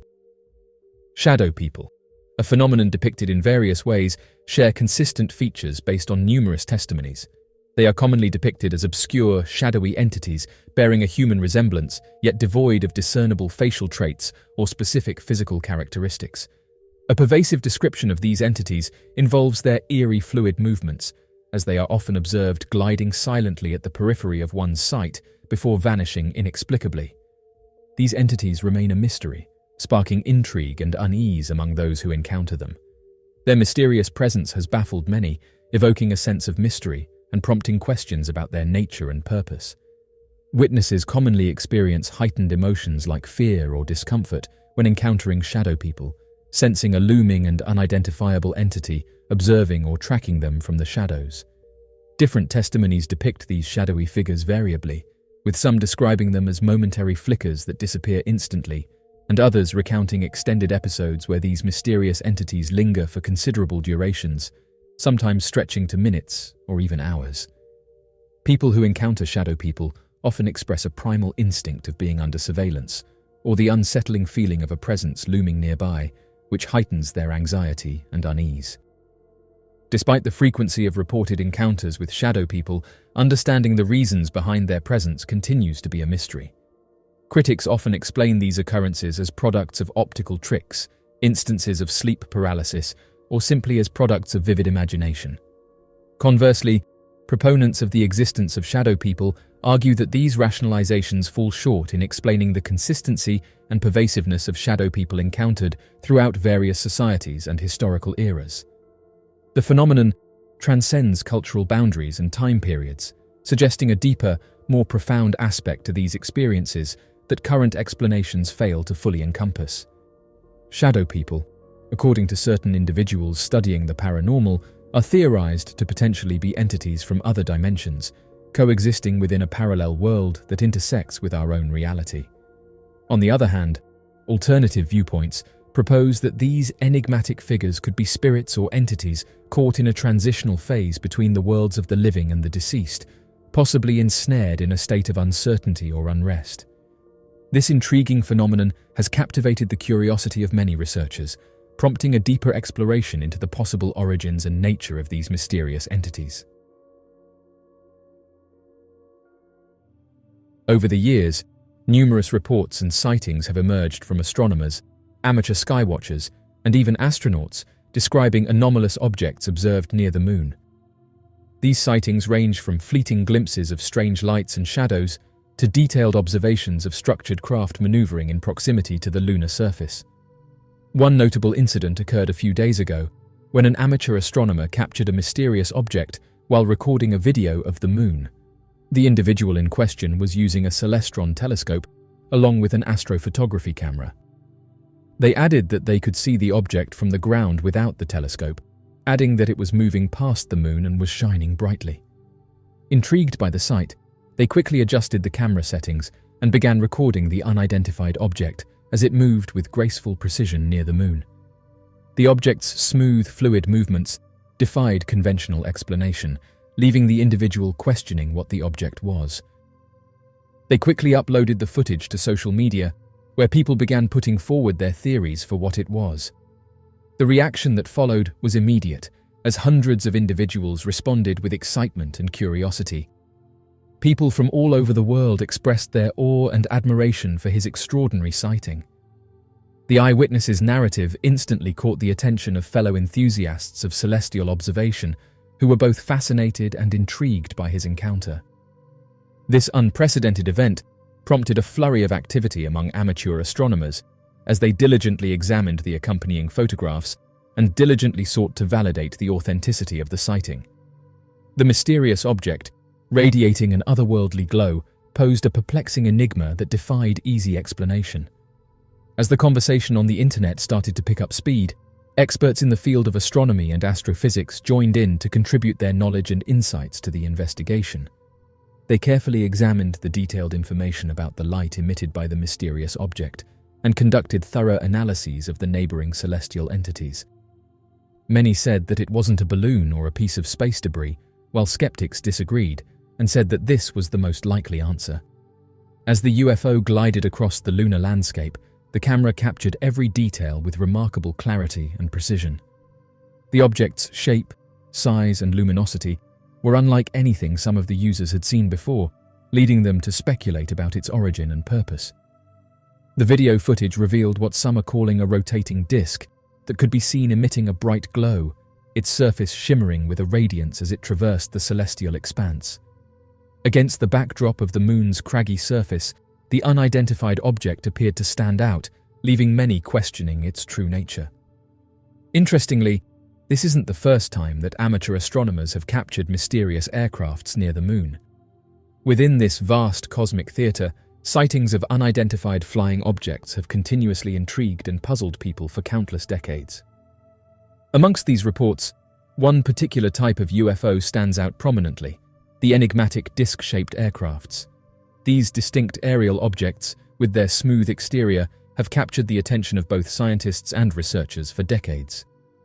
The phenomenon of these unidentified objects has been observed for several decades, with hundreds of these objects being reported every year. In addition to astronaut testimonies, it seems that more and more amateur astronomers and skywatchers are capturing photographic and video evidence of unidentified objects near the moon using telescopes, cameras, and other observation equipment. These images and videos depict mysterious objects moving across the lunar surface or hovering in the vicinity of the moon, sparking speculation and debate among researchers and enthusiasts. The presence of unidentified flying objects near the moon raises profound questions about the nature of these phenomena. If these sightings are indeed genuine, they could represent evidence of advanced technology or even covert military operations beyond Earth's atmosphere.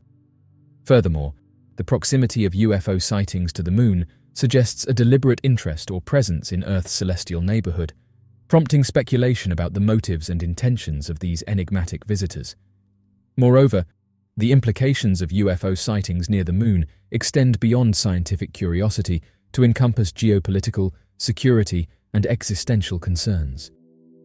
The possibility of advanced extraterrestrial civilizations or unknown adversaries operating in Earth's vicinity raises questions about humanity's preparedness, resilience, and ability to respond to potential threats or encounters with unknown entities. While the existence of UFOs near the moon remains a subject of debate and speculation, several potential explanations have been proposed to account for these sightings. One hypothesis is that the sightings may be attributable to human-made spacecraft, satellites, or debris orbiting the Earth or conducting operations in cislunar space. Advances in space exploration and commercial spaceflight have led to an increase in orbital activity and the proliferation of objects in Earth's vicinity, including those capable of producing anomalous observations near the moon.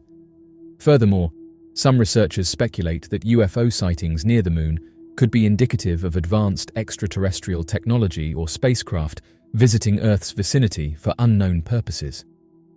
While this hypothesis remains speculative, it cannot be conclusively ruled out given the limitations of current scientific knowledge and observation capabilities. As advancements in technology persist to evolve, they play a crucial role in enhancing our ability to accurately record and analyze unidentified objects. Photographs and videos are progressively improving in clarity, and as an increasing number of individuals are directing their telescopes towards the sky, it seems inevitable that we will soon obtain distinct evidence showcasing the true nature of these celestial objects. The advancements in technology have led to a reduction in blurriness, allowing for sharper images and videos to capture the mysteries of the sky. Currently, a significant number of unidentified objects have been observed in proximity to the Moon, leading to the characterization of this area as a hotspot by many individuals. The mystery of the Trindade object. The UFO sightings off the coast of the island of Trindade near Brazil have stirred significant interest, not only due to their observation by Navy personnel, but also because they were accompanied by the capture of numerous photographs of the disc-shaped object. Additionally, the authenticity of these photographs has been rigorously examined and officially recognized, confirming them as genuine depictions of an unidentified aerial phenomenon. What adds weight to these accounts from the late 1950s is that they were not solitary occurrences. Rather, they were frequently witnessed by multiple individuals, some of whom held prestigious positions within the Brazilian Navy, enhancing the credibility of these encounters. During this period, Brazil witnessed numerous fascinating UFO sightings, especially in the coastal regions facing the Atlantic Ocean. Apart from the incident near Trindade Island, there were several other intriguing encounters that captured people's attention. These incidents, occurring in various parts of the country, also led to the documentation of photographs depicting objects resembling the one observed near Trindade Island. The sightings along the Brazilian coast during this time sparked curiosity and speculation among the public and ufologists. The photographs taken during these encounters offered compelling visual evidence of unknown aerial phenomena, adding to the mystery surrounding these sightings. The observation and consequent capture of images were triggered by the implementation of initiatives in October 1957, wherein the Brazilian Navy initiated the establishment of a base on Trindade Island for the purpose of conducting scientific investigations. This pivotal event marked the beginning of a series of documented occurrences that would revolve around the scientific activities undertaken on the island. The uninhabited island, situated approximately 600 miles off the Brazilian coast in the South Atlantic Ocean, serves as a remote yet strategic location for scientific endeavors. Researchers stationed on this island conduct a wide range of studies encompassing oceanography, meteorology, and other scientific disciplines. The isolated nature of the island provides a unique environment for conducting in-depth research, free from external disruptions. The activities would entail the daily launch of weather balloons into the upper atmosphere, which would subsequently burst, deploying research instruments to gather data during their descent back to the ground with the aid of an automatic parachute. Subsequently, personnel stationed at the base would be tasked with identifying and retrieving these instruments to facilitate the logging and examination of the obtained data in depth. This meticulous process enables the study of various atmospheric conditions and phenomena, enhancing our understanding of meteorological dynamics and aiding in the improvement of forecasting accuracy for weather events. Upon commencing the experiments, a peculiar occurrence swiftly captured the attention of the individuals engaged in the tests. They observed the sudden presence of unconventional metallic, disc-shaped aircraft hovering in the vicinity of the balloons. The distinct impression was that these craft-like objects were closely observing the proceedings with great interest. In the early hours of January 1st, 1958, precisely before 8 in the morning, an unexpected and radiant illumination was observed traversing the sky, described as resembling a mirror reflecting sunlight. Remarkably, this captivating event was witnessed by a vast majority of individuals present at the base, adding a sense of collective amazement to the occurrence. Furthermore, on the subsequent evening, approximately 400 miles away from the initial sighting location, a peculiar circular orange entity approached the naval vessel Triunfo, encircling it in a repetitive manner for a duration of about 10 minutes. Subsequently, the mysterious object swiftly accelerated, vanishing from sight in a display of remarkable velocity. This sequence of remarkable events left a profound impression on the observers, sparking discussions and theories regarding the nature of these inexplicable phenomena. In the early hours of the 6th of January, Commander Carlos Basilar, the head of the base, supervised the routine deployment of a weather balloon. The morning presented itself with a brilliant sunny sky, adorned with vast stretches of blue, interrupted only by a solitary cluster of clouds hovering at an estimated height of 14,000 feet. Unbeknownst to Basilar at that moment, what he anticipated to be a standard and unremarkable balloon release would swiftly evolve into one of the most awe-inspiring and unforgettable experiences within the project's history. As he observed the balloon ascend, little did he realize that this seemingly ordinary event would soon lead to an extraordinary turn of events that would captivate the entire team and leave them in sheer amazement. Upon re-entering the base, Basilar attentively monitored the transmissions emanating from the weather balloon. Unexpectedly, all activity ceased abruptly, leaving the environment devoid of any signals. In response to the sudden silence, the commander decided to step outside to visually inspect the balloon, seeking to ascertain the cause of the disruption. This interruption in communication prompted a thorough investigation into the situation, as the commander endeavored to unravel the mystery surrounding the halt in signaling. As the journey commenced, the hot air balloon gracefully rose into the sky, following its expected trajectory. Astonishingly, as it approached a lone bank of clouds, it suddenly shot upwards with such speed that it seemed to be yanked up by an unseen, powerful force. For a nerve-wracking 10 minutes, the balloon vanished from sight, only to reappear above the clouds, leaving Basilar utterly bewildered. What added to the mystery was the absence of the research instruments that had been on board, completely missing without a trace. This perplexing turn of events left Basilar and the onlookers in a state of disbelief and wonder, pondering the inexplicable disappearance and reappearance of the balloon with its contents mysteriously gone.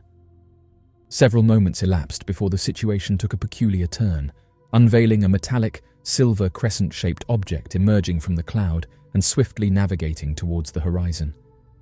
The unexpected appearance of this anomalous entity left observers bewildered, instilling a sense of intrigue and curiosity. Just slightly more than 7 days later, the items resurfaced in the vicinity yet again. However, on this occasion, a single observer managed to document their existence through the lens of a camera. On the 16th of January, around noon, the Almirante Saldanha vessel found itself positioned off the southern coast of Trindade, gearing up for its journey towards Rio de Janeiro. At that moment, all the crew members and a significant number of passengers aboard the boat were about to witness an intriguing and peculiar sight: a shiny object gradually making its way towards them. This occurrence captivated the attention of everyone on board, sparking a sense of curiosity and wonder among them. During the sighting of an anomalous object, a significant observer was Almiro Barauna, a photographer who later recounted the event to journalist João Martins. As Barauna made his way to the deck on that particular afternoon, 2 Navy officers hurriedly approached him, urgently signaling him to look up at the sky. Amidst the flurry of activity, snippets of their conversation reached Baruna's ears, mentioning something about a luminous entity moving closer to the island. The situation was filled with a sense of urgency as the officers tried to redirect Baruna's attention, hinting at the extraordinary nature of the unidentified object. Upon initially struggling to discern the object of their fascination, the protagonist eventually grasped the significance of the sudden gleam it emanated. In a moment of realization, he became acutely aware of the proximity of the mysterious entity to the island. Its surface, reflecting the sunlight, exhibited a captivating quality akin to a subtle shimmer. With the fortuitous presence of his camera in hand, he promptly lifted it to his eye, aimed it at the mysterious vessel, and decisively clicked the shutter button to capture the scene. This sequence of events unfolded gradually, with the protagonist's growing intrigue and the captivating allure of the peculiar craft gradually coming into focus as he readied to immortalize the moment through the lens of his camera. As he clicked the initial 2 photographs, the mysterious object vanished from their sight, concealed behind the island's peaks for a considerable span. Upon its reappearance, it appeared significantly larger and was now traversing in the opposite direction, exhibiting a notably increased velocity. Aligning his camera once more towards the object, he managed to seize a third snapshot. Despite his efforts to capture more images, the object accelerated to such an extent that all subsequent attempts resulted in mere blurs. Concurrently, he grappled with steadying the camera as the surrounding crowd jostled and surged towards the main deck to catch a glimpse of the object themselves.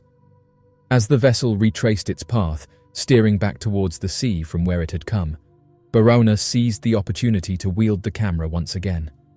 This time, with the remaining film, he aimed to immortalize the moment as the craft gradually faded into the horizon, becoming a mere speck in the vast expanse of the ocean. In his later recollection, he depicted the object as having an appearance characterized by being grey, metallic, and having a solid aspect. He elaborated by mentioning the presence of a greenish haze or mist enveloping it while in motion, and also noted the existence of a ring encircling its middle section. This detailed description sheds light on his perception of the object, emphasizing its specific visual qualities and subtle features. Following an hour, Barona intended to have the photographs processed, but due to the absence of photographic paper on the vessel, only the negatives were accessible immediately. Initially, it seemed that the object had not been successfully captured. Nevertheless, upon closer inspection, all individuals present were able to discern the peculiar nature of the craft. This occurrence highlighted the significance of ensuring adequate supplies for capturing crucial moments, showcasing the importance of preparedness in expeditions. The development delay served as a poignant reminder of the necessity for proper equipment and materials. Upon the departure of the vessel bound for Rio de Janeiro, Barona opted to stay on board, ensuring the negatives were in his possession. His intention was to meticulously process these images in his personal studio, after which he planned to promptly inform Commander Bacala.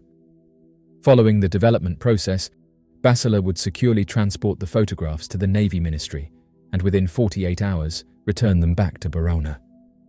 This thorough procedure ensured that the captured images were carefully handled and swiftly delivered to the appropriate authorities for review and documentation.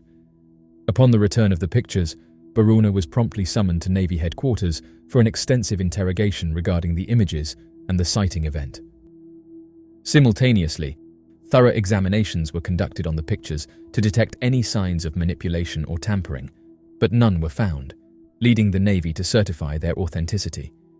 Following this verification process, the pictures were released to the press, officially marking their public debut.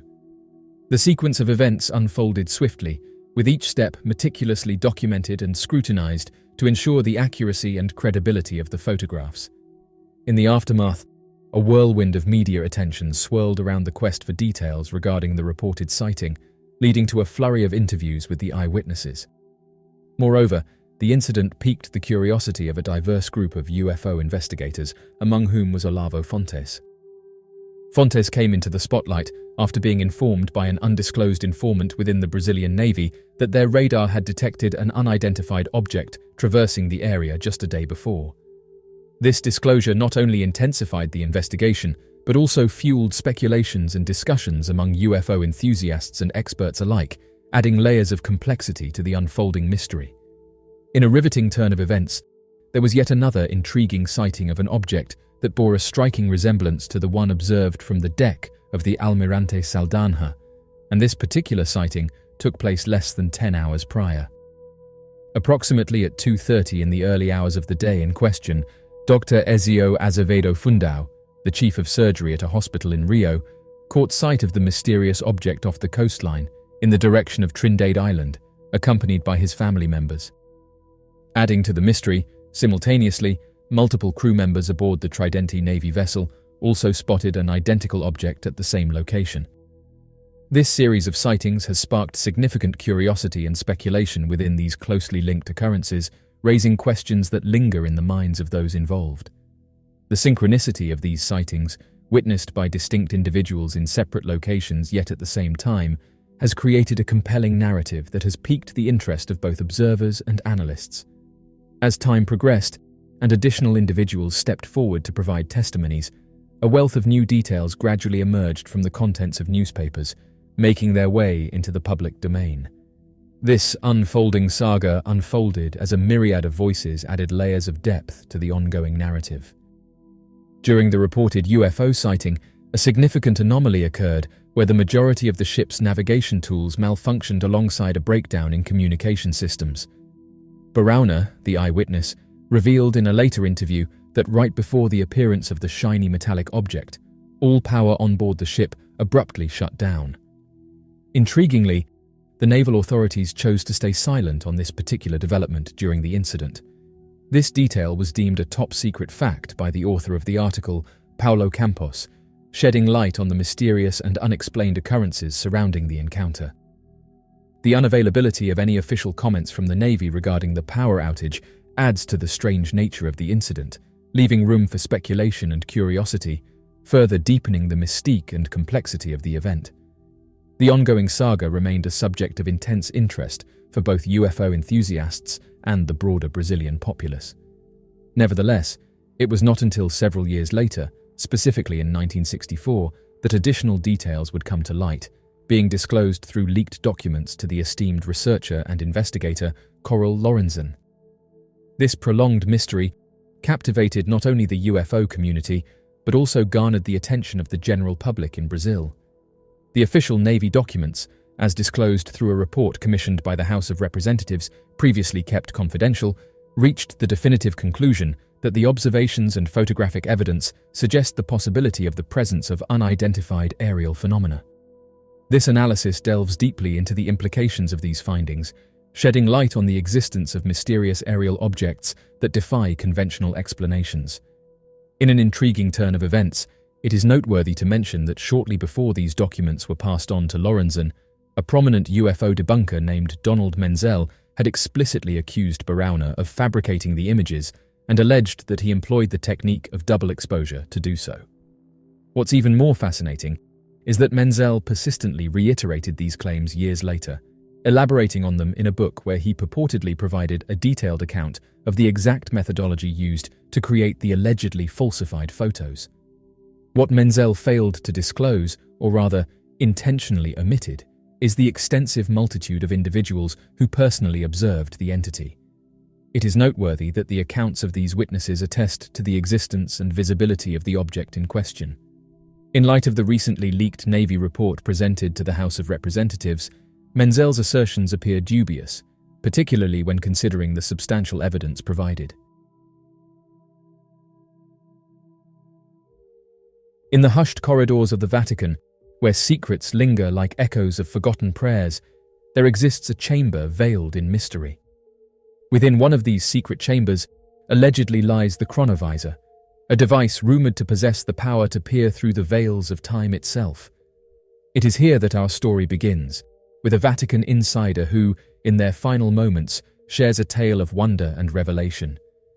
The insider, whose identity remains shrouded in secrecy, was a trusted custodian of the chronovisor, entrusted with its care and protection. The user who posted the story stated that they were a family member, and that during their last moments, they revealed a fascinating story about the device. The individual who shared the narrative mentioned that it appeared unexpectedly, noting that her grandfather had never previously discussed such matters.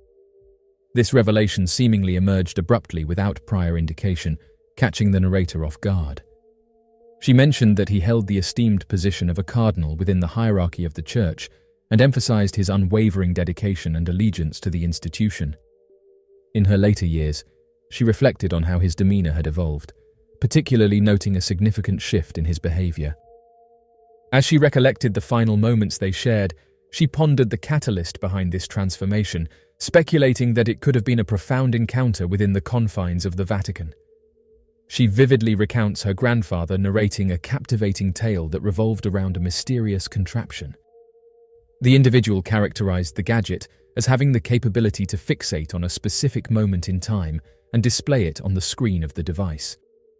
This functionality enables users to capture and observe a particular instance with precision, providing a detailed and focused view. As time coalesced into images upon the chronovisor's viewing screen, the insider beheld a sight that would forever alter their perception of reality. Before them stood the towering form of an ancient vessel, its timbers weathered by centuries of wind and wave. It was Noah's Ark, as it appeared in the distant past, a beacon of hope amidst a world consumed by flood. In awe and disbelief, The insider watched as Noah and his family toiled upon the ark, guided by divine providence and unwavering faith. They witnessed the gathering of animals from every corner of the earth, drawn to the ark by an unseen hand and a whispered promise of salvation. But as the floodwaters rose and the storm clouds gathered on the horizon, the insider saw something that sent a chill down their spine. Amidst the chaos and devastation, a figure emerged from the shadows, its eyes burning with a malevolent light. It was a fallen angel, cast out from heaven for its defiance, now seeking to thwart the plans of the Almighty and claim dominion over the earth. With a sense of urgency born of desperation, Noah and his family worked tirelessly to complete the ark before the floodwaters engulfed the land. And as the rain began to fall and the earth trembled beneath their feet, they sealed themselves within the ark, placing their trust in the hands of a higher power. As the floodwaters rose and the storm raged on, the insider watched as the ark became a sanctuary amidst the chaos, a beacon of hope in a world consumed by darkness. And though the journey ahead would be fraught with peril and uncertainty, they knew that as long as they remained faithful, they would emerge on the other side, reborn and renewed. The woman was perplexed by the assertions and insisted that he was not known for joking or making up stories. She recounted that shortly after, he breathed his last breath, suggesting that it seemed like he had been carrying a heavy burden for a long time, and upon his demise, it felt like a weight had been lifted off him, granting him peace in his final rest. The woman's uncertainty regarding the claims was evident, emphasizing that humor was not characteristic of his behavior.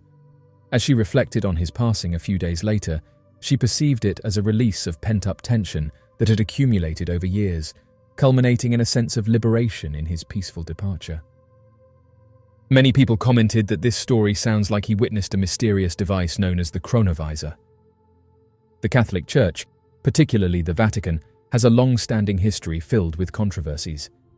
However, certain narratives delve deep into the harsh reality of ties to organized crime, connections with intelligence agencies, and individuals of significant global influence. What adds an intriguing allure to the claims surrounding the chronovisor is the substantial presence of these incendiary elements. Just like numerous facets intertwined with the secretive operations within Vatican City, the chronovisor remains shrouded in enigmatic obscurity, casting a cloak of mystery over its existence. This device is believed to possess the power to view past and future events, sparking debates and speculations about its potential capabilities and implications within the Church's historical context. The intricate web of mysteries surrounding the chronovisor intertwines with the Vatican's complex narrative, inviting further exploration into the depths of its enigmatic history and the intricate interplay between faith, power, and secrecy. The concept of the chronovisor gained prominence when it was introduced in the book The Vatican's New Mystery by Father Francois Brune in 2002. This book, penned by an individual well-versed in exploring the intersections between paranormal phenomena and religious beliefs, brought the chronovisor into the limelight. Interestingly, even before the release of this book, traces of public awareness regarding the alleged time-viewing machine surfaced as early as 1972, as evidenced by an Italian newspaper article proclaiming the existence of a machine that photographs the past. This intriguing revelation hints at a long-standing interest in the possibility of viewing historical events through a device. The chronovisor's mystical aura continues to captivate minds, blurring the lines between science, religion, and the unexplained. In delving into the origins of the chronovisor, one finds intriguing hints that trace back to the 1950s, a relatively recent era in the extensive history of the Vatican. The revelation that this device emerged in the modern age, as opposed to being an enigmatic artifact preserved since ancient times, adds a layer of credibility to the claims surrounding its capabilities. It raises the question of whether the narrative of its contemporary creation serves as a shield to obscure any potential divulgence of its truly ancient roots. The juxtaposition of its emergence in a time period close to our own, with the possibility of concealing a far more ancient lineage, sparks curiosity and prompts a deeper exploration into the mysteries surrounding this enigmatic device. In reference to the earlier mentioned article, it is highlighted that Father Ernetti, initially an Italian physicist who transitioned into priesthood later in his life, took charge of the project aimed at developing a peculiar device. This device, described as relatively small and crafted entirely from valuable alloys, featured a screen linked to tubes and tuning dials. To enhance the project's technical aspects, Innate sought guidance from the eminent Nobel laureate and physicist Enrico Fermi, who provided him with invaluable insights and technical counsel. Notably, the project also involved the collaboration of another figure stirring controversy, Wernher von Braun, who later emerged as a key rocket scientist at NASA. Von Braun closely collaborated with Innate, playing a significant advisory role in the project's advancement.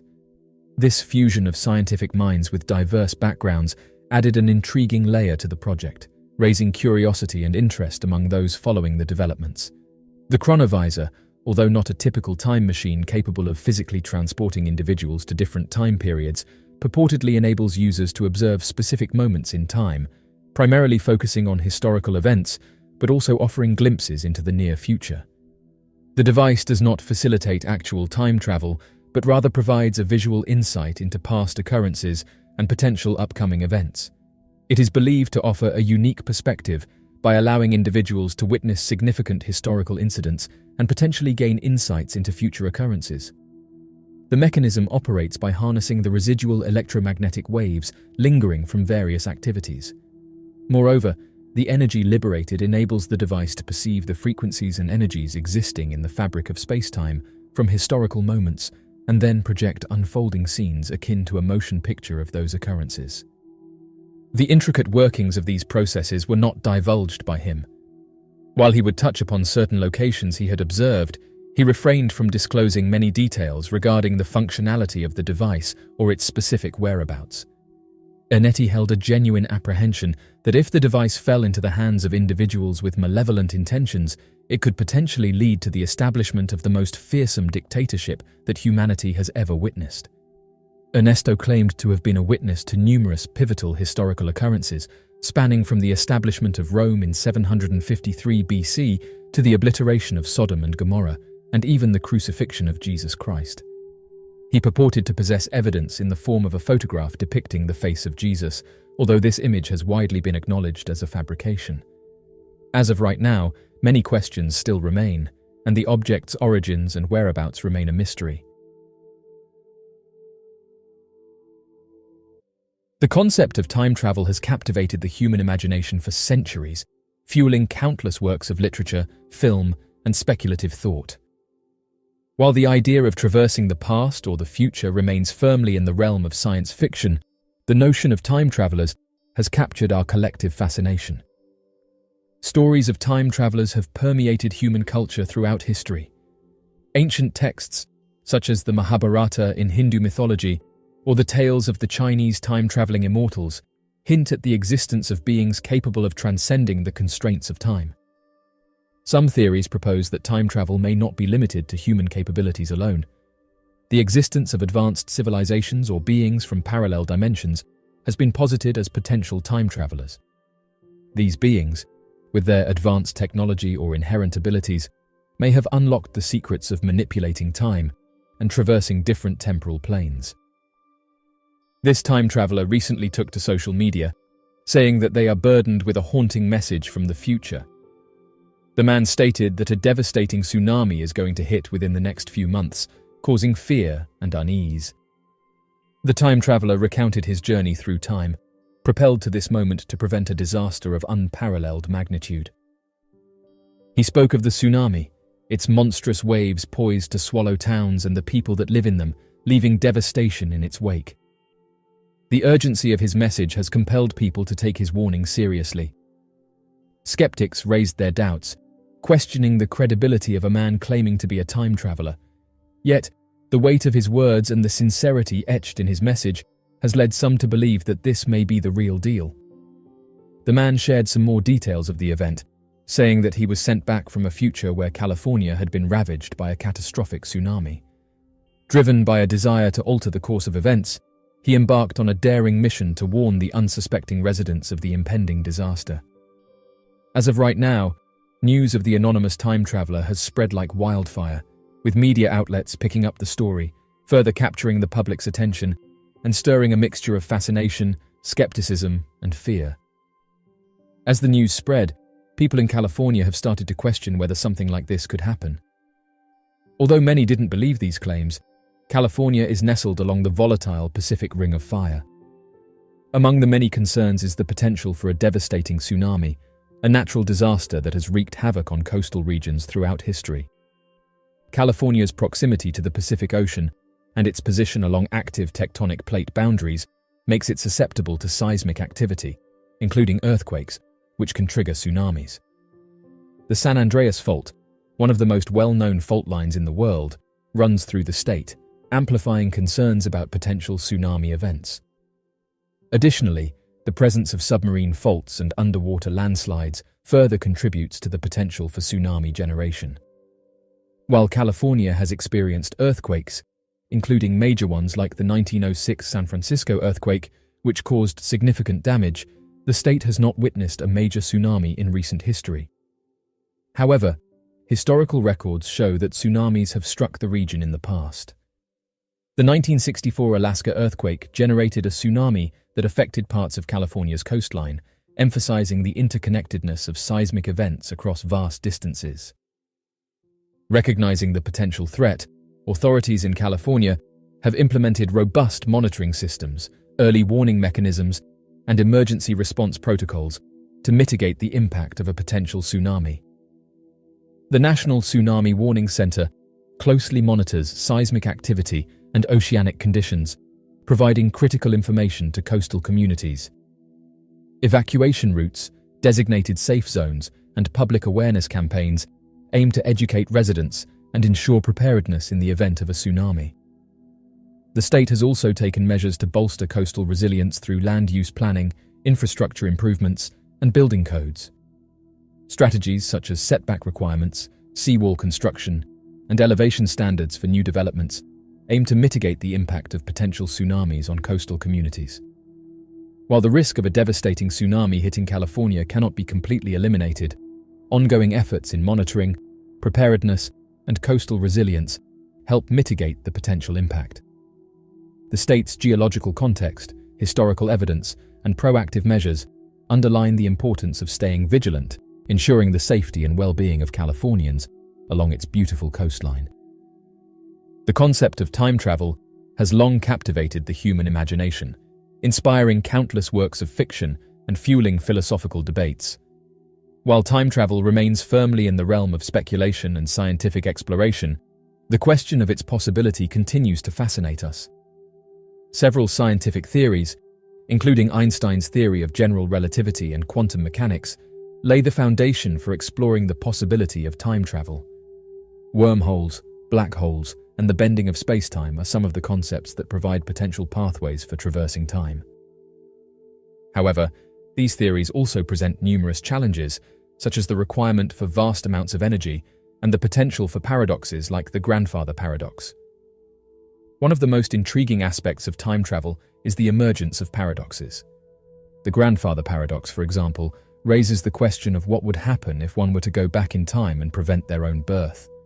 Such paradoxes highlight the complexities and potential contradictions inherent in altering the past or creating parallel timelines. While theories and mathematical models provide tantalizing glimpses into the possibilities of time travel, numerous scientific limitations exist. The energy requirements for creating and sustaining a traversable wormhole or manipulating space-time remain formidable challenges.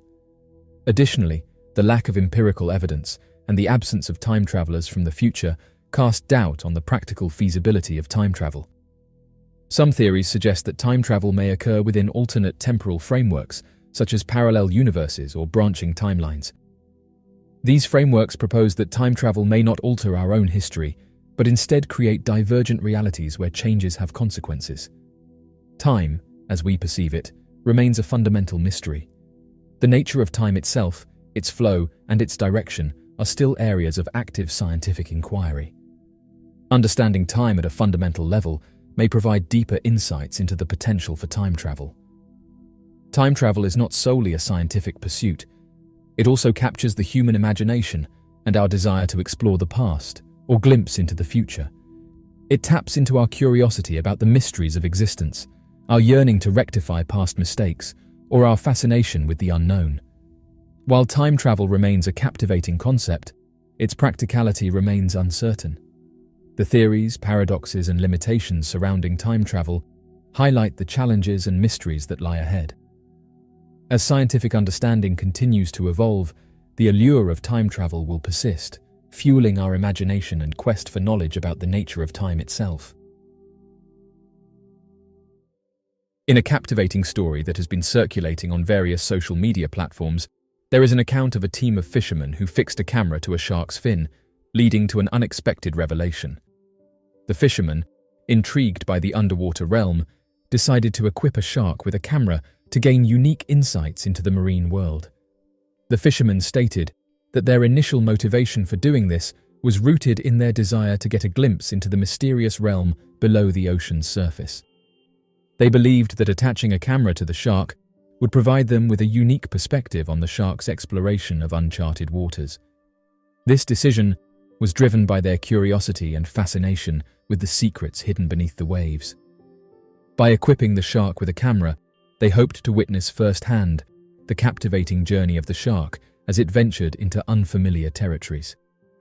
As the passage of time unfolded, the fishermen were filled with anticipation, eagerly anticipating the reappearance of their subaquatic explorer. Eventually, to their delight, it emerged from the depths, its streamlined silhouette piercing through the water's surface in a moment of triumph. Upon recovering the camera attached to the shark's fin, their anticipation grew as they eagerly awaited to uncover the contents it had recorded.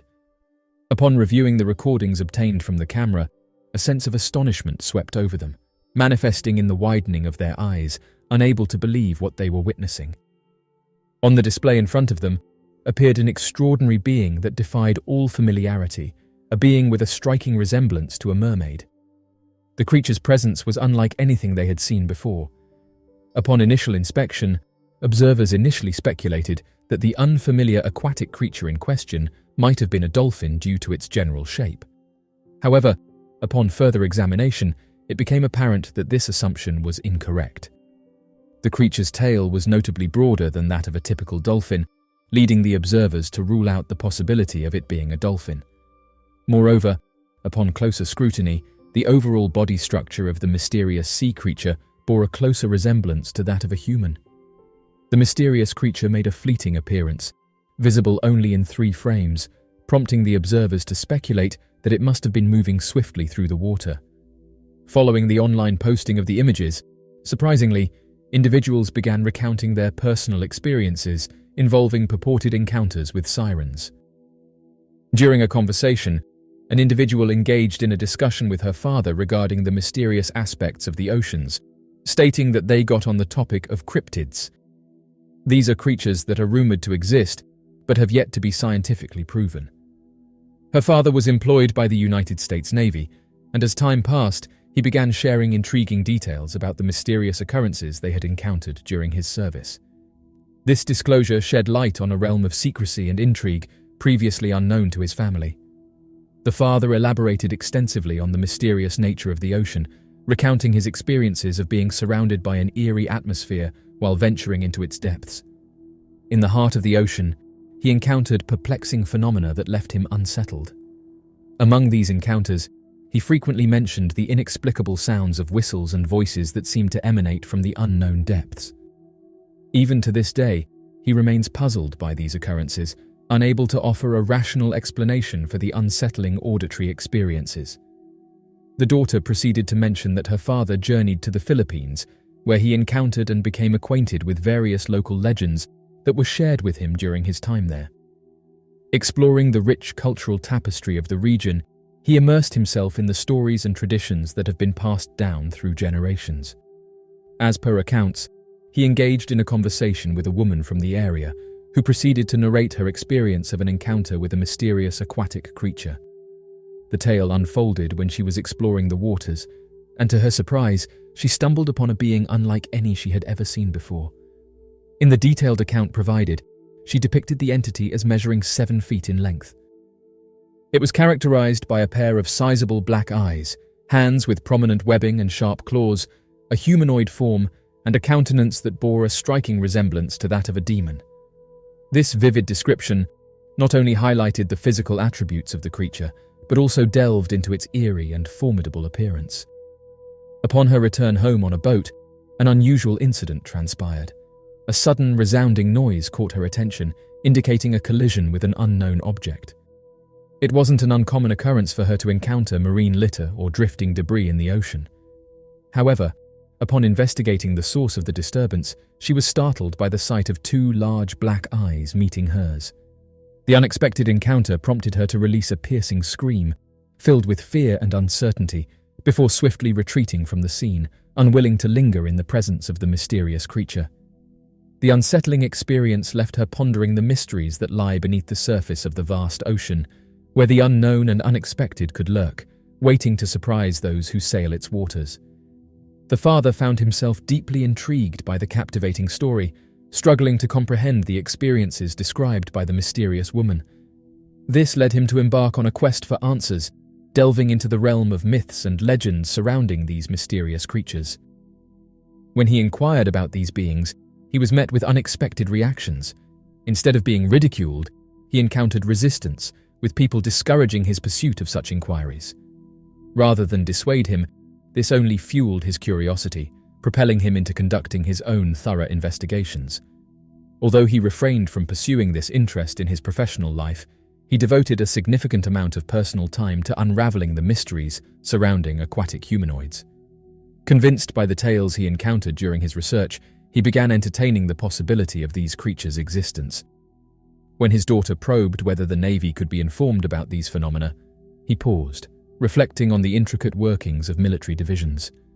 He pondered about the likelihood of the Navy investigating unexplained phenomena, including unidentified objects and peculiar occurrences in the maritime domain. For centuries, sailors and seafarers have regaled tales of captivating creatures that dwell beneath the waves, the mermaids. Often dismissed as mere myths and legends, these enchanting beings have captured the imaginations of countless individuals across cultures and continents. The lore of mermaids dates back to ancient times, with stories of half-human, half-fish creatures found in the mythologies of cultures around the world. From the sirens of Greek mythology to the Ningyo of Japanese folklore, mermaid-like beings have been depicted in art, literature, and oral traditions for millennia. But it is not just in ancient myths and legends that mermaids have been sighted. Throughout history, there have been numerous documented accounts of encounters with these mysterious beings, particularly by sailors and fishermen who spend their lives on the open seas. Despite advances in science and technology, reports of mermaid sightings continue to surface in modern times. These encounters often occur in remote coastal areas or isolated islands, where human activity is minimal and the ocean's depths remain largely unexplored. Witnesses describe seeing humanoid figures with fish-like tails swimming gracefully through the water, their long hair flowing behind them as they glide effortlessly through the waves. Some accounts even speak of interactions with mermaids, including exchanges of gestures or vocalizations that suggest communication between humans and these mysterious beings. Despite advances in marine exploration and technology, the majority of Earth's oceans remain a frontier waiting to be explored. Only a fraction of the ocean floor has been mapped and studied in detail, leaving vast areas shrouded in mystery and uncertainty. These uncharted regions, characterized by deep-sea trenches, underwater mountains, and remote abyssal plains, offer potential habitats for undiscovered marine life forms, including those that may resemble the mythical mermaids. In the absence of comprehensive exploration, it is conceivable that mermaids could exist undetected in these remote and inaccessible environments. The ocean is home to an astonishing array of life forms, from microscopic plankton to massive whales. Many of these organisms have evolved to thrive in extreme and inhospitable environments, adapting to the pressures of deep-sea darkness, extreme temperatures, and crushing pressures. In light of these adaptations, it is not implausible to imagine that mermaids, if they exist, have similarly adapted to their underwater habitat. Their humanoid form may have evolved to withstand the challenges of oceanic life, including the ability to breathe underwater, navigate ocean currents, and communicate through complex vocalizations. Throughout history, new species of marine life have been discovered in the ocean's depths, challenging our understanding of marine biodiversity and evolution. From the bizarre anglerfish with its bioluminescent lure to the elusive giant squid lurking in the abyssal depths, the ocean is teeming with cryptic and mysterious creatures waiting to be discovered. In this context, the existence of mermaids as real and genuine beings is not entirely out of the realm of possibility. While evidence for their existence remains anecdotal and speculative, the discovery of new species and the exploration of uncharted ocean depths offer tantalizing opportunities for further investigation into the existence of mermaids. As of right now, the theoretical existence of mermaids as real and genuine beings is a compelling subject that raises intriguing questions about the unexplored depths of the ocean. While evidence for their existence remains elusive, the vastness of uncharted marine environments and the adaptability of marine lifeforms offer a plausible basis for further exploration and investigation. In the vast expanse of outer space, the International Space Station serves as a hub for scientific research, international cooperation, and exploration. Amidst its routine operations, the ISS occasionally captures sights that defy explanation, such as the sighting of a white glowing UFO hovering in the same place for 10 minutes. While watching the live feed, users were astonished to observe a strange and unexplained phenomenon, a white glowing UFO hovering motionless in the depths of space. Captured by the station's cameras, the mysterious object appeared as a luminous orb, emanating a soft glow against the backdrop of the cosmos. For 10 minutes, the mysterious object remained stationary, defying the laws of orbital mechanics and conventional spacecraft behavior. Its presence raised questions among those who saw it, sparking speculation about its origin, nature, and purpose. Eyewitnesses described the unidentified object as unlike any known celestial object or human-made spacecraft, saying that its brilliant white glow and stationary position set it apart from conventional satellites, debris, or natural phenomena, leading observers to conclude that they were witnessing something truly extraordinary. Initial analysis failed to yield definitive answers, as the characteristics and behavior of the unidentified object defied conventional explanations. Its stationary position and luminous glow remained unexplained, prompting amateur researchers to consider alternative hypotheses and theories to account for the sighting. After closely monitoring the International Space Station and maintaining its orbit, a user observed a fascinating phenomenon as it gradually descended towards Earth, leaving a distinctive trail in its wake. Following this, the International Space Station camera was promptly turned off. Oddly enough, amidst its routine operations and groundbreaking research, the International Space Station has occasionally captured sights that defy conventional explanation, unidentified flying objects. A recurring phenomenon associated with these sightings is the sudden shutdown of the International Space Station's live feed when a UFO is detected. On numerous occasions, the International Space Station's live feed has abruptly cut to a blue screen or technical difficulties when a UFO is spotted near the station. These shutdowns occur seemingly without warning, leaving viewers perplexed and fueling speculation about government cover-ups and censorship of UFO sightings. The sudden shutdown of the International Space Station's live feed during UFO encounters has sparked controversy and debate among researchers and space enthusiasts, with some arguing that the camera shutdowns are deliberate attempts by space agencies to conceal evidence of UFOs and extraterrestrial visitation.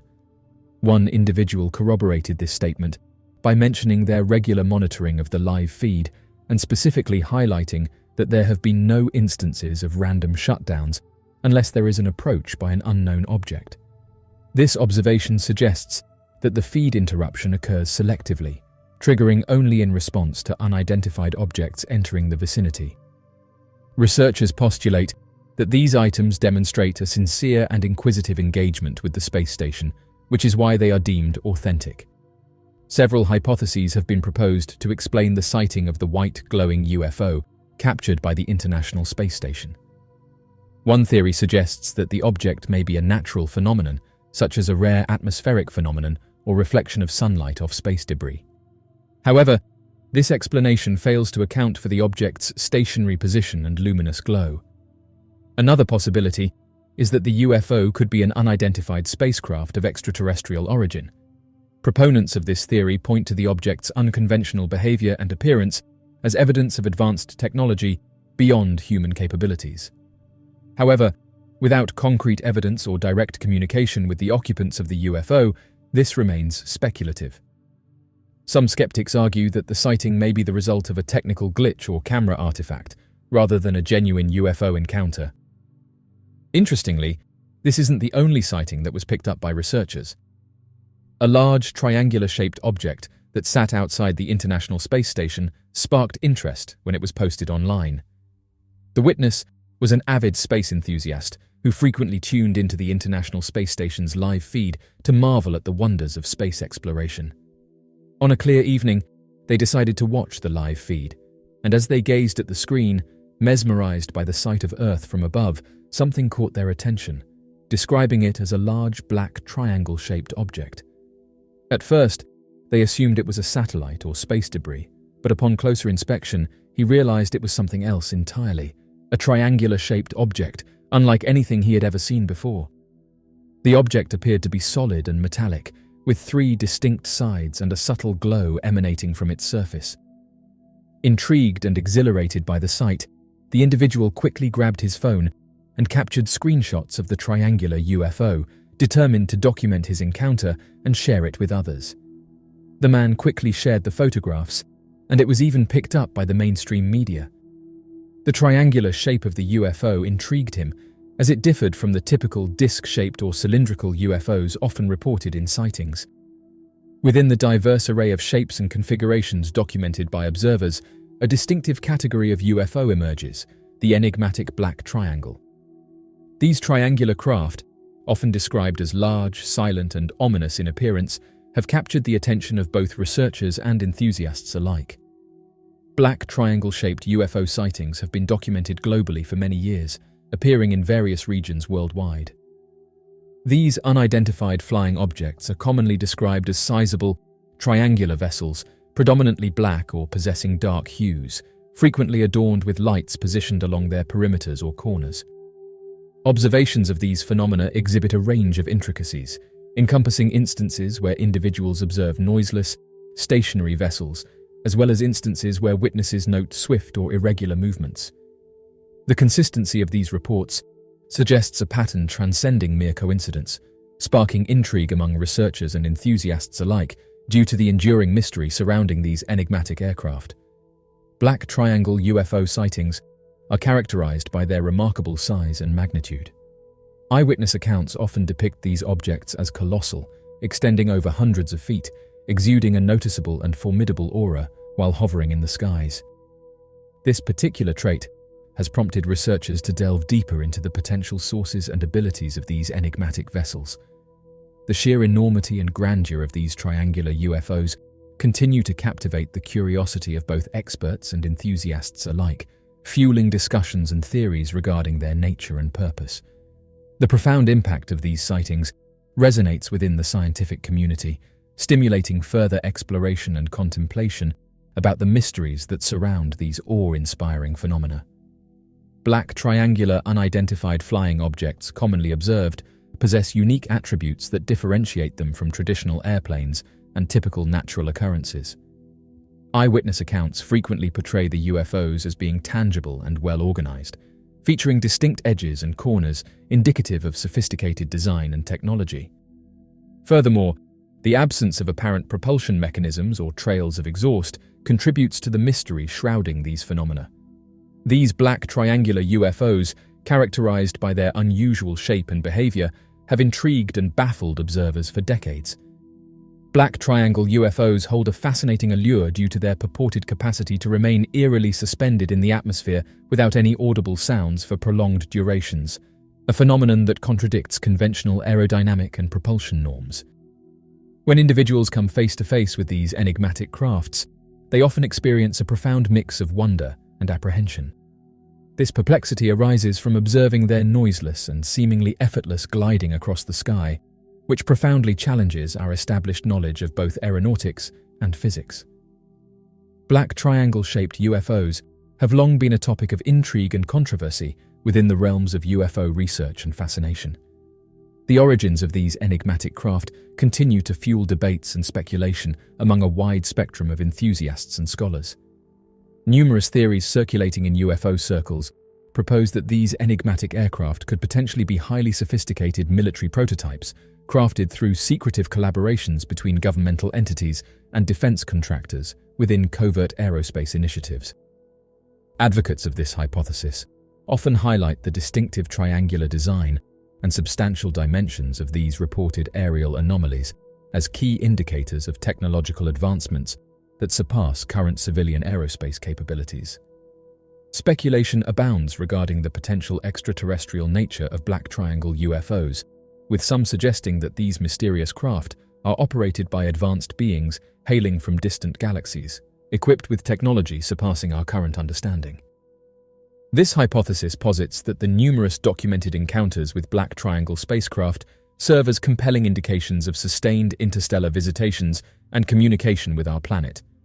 Some researchers put forth alternative and unconventional theories regarding black triangle UFOs, suggesting that they could be experimental aircraft created by breakaway civilizations or clandestine societies that exist beyond the confines of regular society. Even though these hypotheses are not grounded in concrete evidence, they shine a spotlight on the persistent enigma and fascination that shrouds sightings of black triangles. The presence of black triangle-shaped unidentified flying objects prompts deep contemplation regarding the essence of extraterrestrial intellect, the prowess of sophisticated civilizations, and the prospect of interacting with entities from distant galaxies. If indeed validated as of alien descent, the existence of these highly developed aircraft navigating Earth's skies holds profound implications for the realms of science, technology, and societal paradigms. The enigma encompassing these enigmatic triangular crafts not only sparks curiosity about the mysteries of outer space, but also triggers a profound shift in how we perceive our place in the universe. The mystery and veil of secrecy shrouding black triangle UFO sightings prompt inquiries into the transparency of government actions, accountability standards, and the fundamental right of the public to be informed. The enigma deepens as the sightings remain officially unacknowledged, sparking concerns about the underlying motives and implications for civilian safety and security. Such clandestine objects, if linked to covert military or aerospace initiatives, pose critical questions regarding their intrusion into civilian airspace, thereby amplifying worries over potential safety hazards, security risks, and the emergence of conflicts of interest at play. Black, triangle-shaped UFOs hold a significant position as one of the most captivating and puzzling elements within the subject of UFOs. Whether originating from Earth or beyond, these enigmatic vessels persist in capturing the interest and stirring discussions among researchers, enthusiasts, and skeptics. As humankind delves deeper into the enigmas of the universe, encounters with black triangle UFOs act as poignant reminders of the expansiveness and intricacy of the cosmos. They prompt contemplation on our ceaseless exploration for knowledge and insight that transcends the limitations of Earth's atmosphere, underlining the perpetual quest for understanding amidst the boundless mysteries of the universe. Twitter users have asserted that a haunting voicemail they received might be connected to various phenomena, such as the disappearance of a passenger aeroplane, extraterrestrial existence, or an approaching doomsday. In this voicemail, a voice delivers a pre-recorded message using the phonetic alphabet. Some individuals have suggested that the numerical values represent a series of coordinates. According to their assertion, inputting these coordinates into Google Maps directs to specific locations, a spot in Africa and another close to Malaysia. Upon examination by numerous users, it was observed that the location mentioned in the voicemail was remarkably proximate to the spot where a famous airline's flight disappeared from radar surveillance.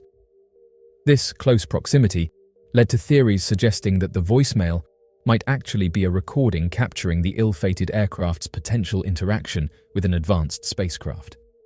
The initial social media post seems to have kicked off with Ty, a regular Twitter individual without any obvious pre-existing fascination with mysteries. On the 13th of March, Ty shared a recorded voicemail that was left on his phone and requested assistance in deciphering its contents. The voicemail reads, "Danger. SOS. It is dire for you to evacuate. Be cautious. They are not human." This act sparked curiosity and collaboration among his audience to decode the message accurately. In a widely shared post that has now been deleted, many raised questions and expressed their disbelief. Oddly enough, shortly after this, it was revealed that Ty vanished, and since this announcement, He hasn't made a post on social media, and his account has since been hacked. On top of this, when you put the coordinates into Google, a mysterious website shows up. In the middle of the screen is the phonetic alphabet that reads, "You have now been added." Upon Tai sharing the content of the voicemail he had received, he then received a text message from a mysterious individual based in Indonesia. Oddly enough, upon translating the contents of the message, it revealed the following: "End the post you just shared about the recording on your phone." Tai proceeded to elaborate on his astonishment, expressing his complete perplexity regarding how this particular phone number had obtained his contact details. Furthermore, he was equally baffled by the fact that they seemed to possess information about his Twitter account. He revealed that he received this mysterious text message just moments after tweeting about the strange voicemail.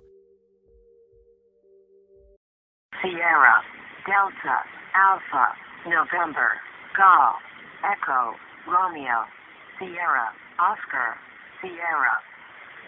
India, Tango, India, Sierra, Delta, India, Romeo, Echo, Foxtrot, Oscar, Romeo, Yankee, Oscar, Uniform, Tango, Oscar, Echo, Victor, Alpha, Charlie, Uniform, Alpha, Tango, Echo, Bravo, Echo, Charlie, Alpha, Uniform, Tango, India, Oscar, Uniform, Sierra, Tango, Hotel, Echo, Yankee, Alpha, Romeo, Echo, November, Oscar, Tango, Hotel, Uniform, Mike, Alpha, November, 042933964230, Sierra, Oscar, Sierra, Delta, Alpha, November, Golf, Echo, Romeo, Sierra, Oscar, Sierra. Several nights prior to the commencement of the messages, Tai shared an unsettling incident on social media. He recounted an unusual occurrence where an unfamiliar individual drove past his residence late at night, specifically at 3 a.m, and proceeded to capture photographs using a flash. This eerie event raised concerns and garnered attention from his followers and friends. In his current understanding, he holds the belief that there is a connection between the individual carrying the camera and both the voicemail and direct messages that he has recently received. Ever since his social media post gained immense popularity, causing a surge of supernatural discussions and investigations on Twitter, numerous equally disturbed users have stepped up to share that they too have encountered the mysterious message. This widespread phenomenon has triggered a profound exploration into the realm of unexplained occurrences, prompting a deep dive into the nature of these eerie communications and their implications. Another user received the same automated voicemail as Tai. This man said that this encounter with an automated voicemail really affected him. The cryptic message, laden with urgency and foreboding, spoke of danger. The message was an SOS signal and a chilling warning which revealed that they are not human. It was an ordinary day like any other, when the man checked his voicemail and stumbled upon a message that would forever alter the course of his life. The voice, cold and mechanical, spoke with an urgency that sent shivers down his spine. Danger. SOS. It is dire for you to evacuate. Be cautious. They are not human. Bewildered and unnerved by the cryptic warning, the man's mind raced with questions. He quickly shared the message to social media, where people couldn't explain what was happening. Haunted by the ominous voicemail, he said that he wanted to get to the bottom of what it meant, saying that he was determined to unravel the mystery that had gripped his imagination. He scoured the internet for clues, delving into theories and urban legends in search of any semblance of truth. Yet, amidst the sea of speculation and conjecture, he found no concrete answers, only more questions and uncertainty. The only thing that was coming up was a location in Malaysia, with others saying that perhaps the voicemail was sent out by someone from this location. As the voicemail continued, the sense of unease only grew, with some recipients reporting feelings of dread and paranoia that lingered long after the message ended.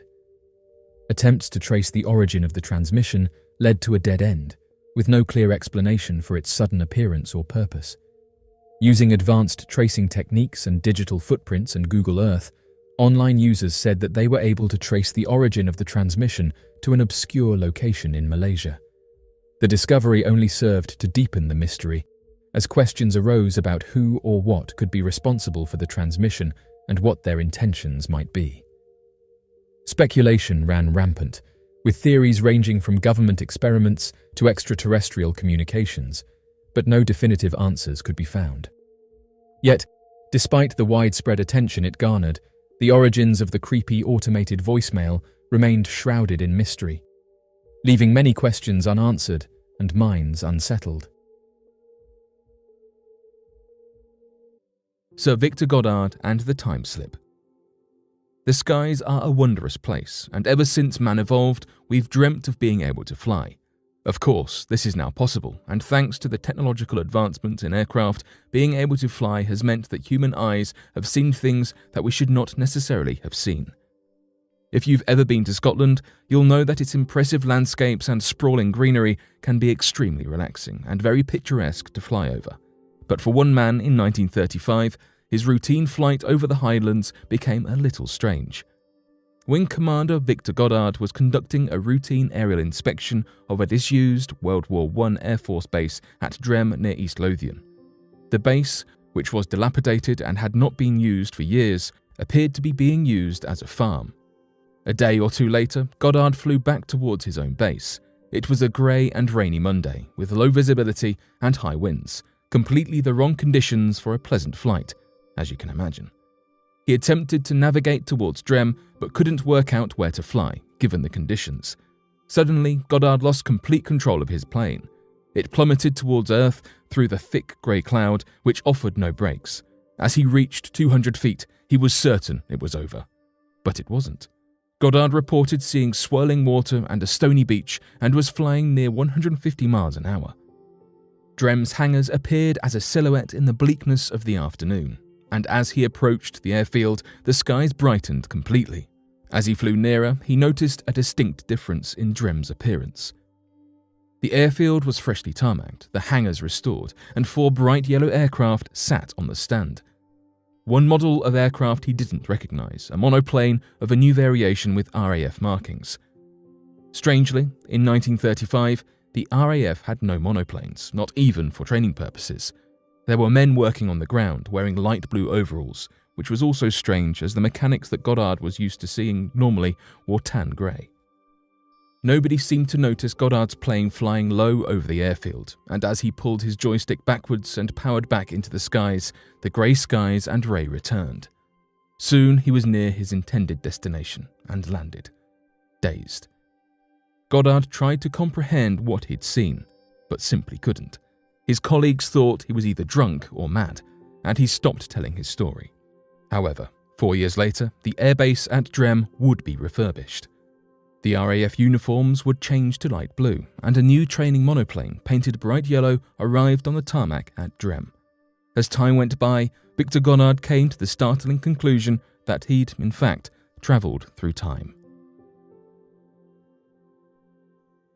The hikers on Devil's Mountain. Resting on the border of San Pablo, there is a mountain referred to by locals living in the area as the Devil's Mountain. The mountain has been surrounded with a number of disappearances from hikers every single year that claims the lives of even the most experienced hikers in the region. One such story from the locals tells of that of a married couple that went on a hike to the mountain and stayed there for a few days. After they had met others and told them they would be taking a forked path, they were never seen from again, leaving many people wondering which path they had taken, since there seemed to have been no forked path in the area. This story would later come up once again after a group of boys went to the mountain on a hiking trip and came across a married couple that fit the look and description of the couple that had went missing a few years prior, and so followed the couple believing that they might be ghosts or strange manifestations of the lost couple. As they followed the couple, they witnessed them going down a forked path and so followed them, of which eventually led to them losing sight of the couple and sustaining injuries falling down an area of the mountain.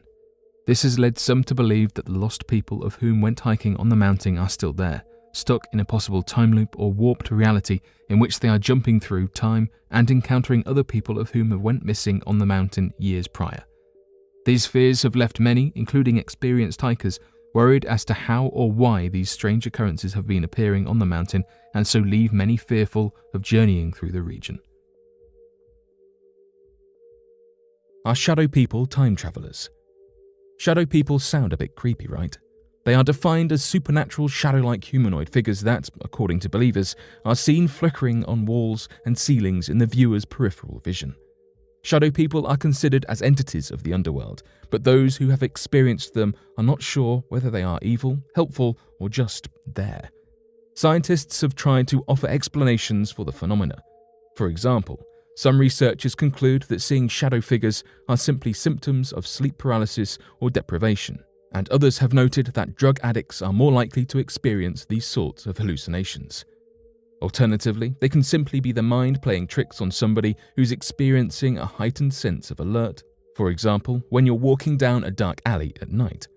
However, some people are convinced that shadow people are actually apparitions of time travelers. They think that the reason that they are only in shadow form is because we, on Earth, can't clearly see the future, and therefore find it hard to see these figures. Instead of being supernatural or devilish creatures, they are actually just people from other dimensions. They also don't seem to be taking any notice of the people that see them, therefore fitting in with the common time travel theme. Often when time traveling, the person experiencing it is not noticed by anybody else. The thing is, this is all heavily disputed, and the scientific explanations are well weighted in their favor. We'll never know for sure if shadow people are time travelers or not, or even real. But one thing is for sure: the human imagination is a powerful thing. The disappearance of Jean Virginia Samper. British Columbia, Canada. Sometime around 10 or 11 p.m. on the 14th of October 1971. 18-year-old Jean Virginia Samper was walking along Highway 16 with her cousin Alvin before he turned back to get a jacket from home. He believed she was going to a nearby shop, but upon his return to the highway, she was nowhere to be seen. Alvin reported hearing a car door shutting, but nothing else. Earlier that evening, Jean had been seen by her brother Rod's wife, Violet. Violet recounted that Jean had been at her mother's house, but had left crying. After attempting to go after Jean, Violet was stopped by Jean's mother, who told Violet that Jean would return. Jean was of Gitxsan descent.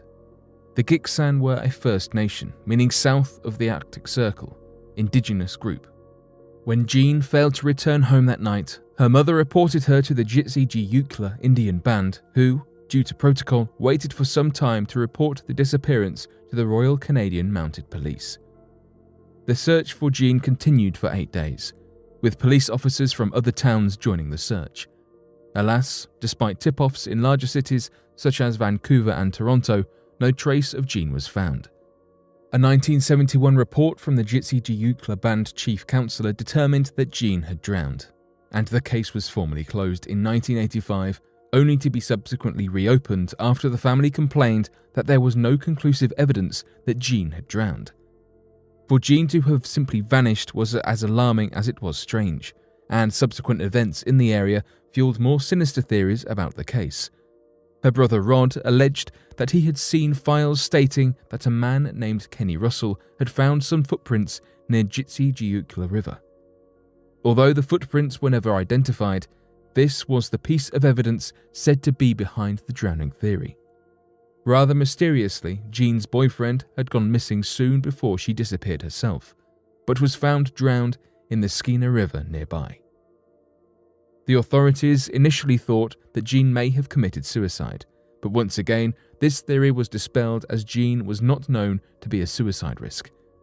The most chilling theory is that Jean was the second of the first 3 victims of the Highway of Tears, a stretch of Highway 16 where between 18 and 83 people have either gone missing or been murdered since 1970.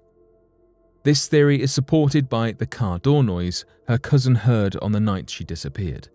Worryingly, there is known to be disproportionately high numbers of murders and disappearances of Indigenous women on the victim list. Jean Virginia Samper may well have been number 2 on that list. The disappearance of Susan Pearson. In 1966, a woman by the name of Susan Elizabeth Pearson was last seen in Missoula, Montana, and has not been seen since. Miss Pearson, an American woman from Portland, Oregon, went missing due to mysterious circumstances. She had been a graduate student at the University of Montana and was teaching there as an instructor at the time of her disappearance, days before her doctoral thesis was due. She was last seen by her friends on campus, as she was meant to take her business administration exam but never arrived. Likewise, Susan missed 2 work checks meant for her adding up to $1,200, which were never claimed. Initial searches for the woman were futile, yet when the police checked her apartment, they found it in pristine condition, untouched, with not a single sign of struggle. Her car was soon thereafter found completely abandoned in Missoula's business district. Her belongings were still in the car when the police checked it.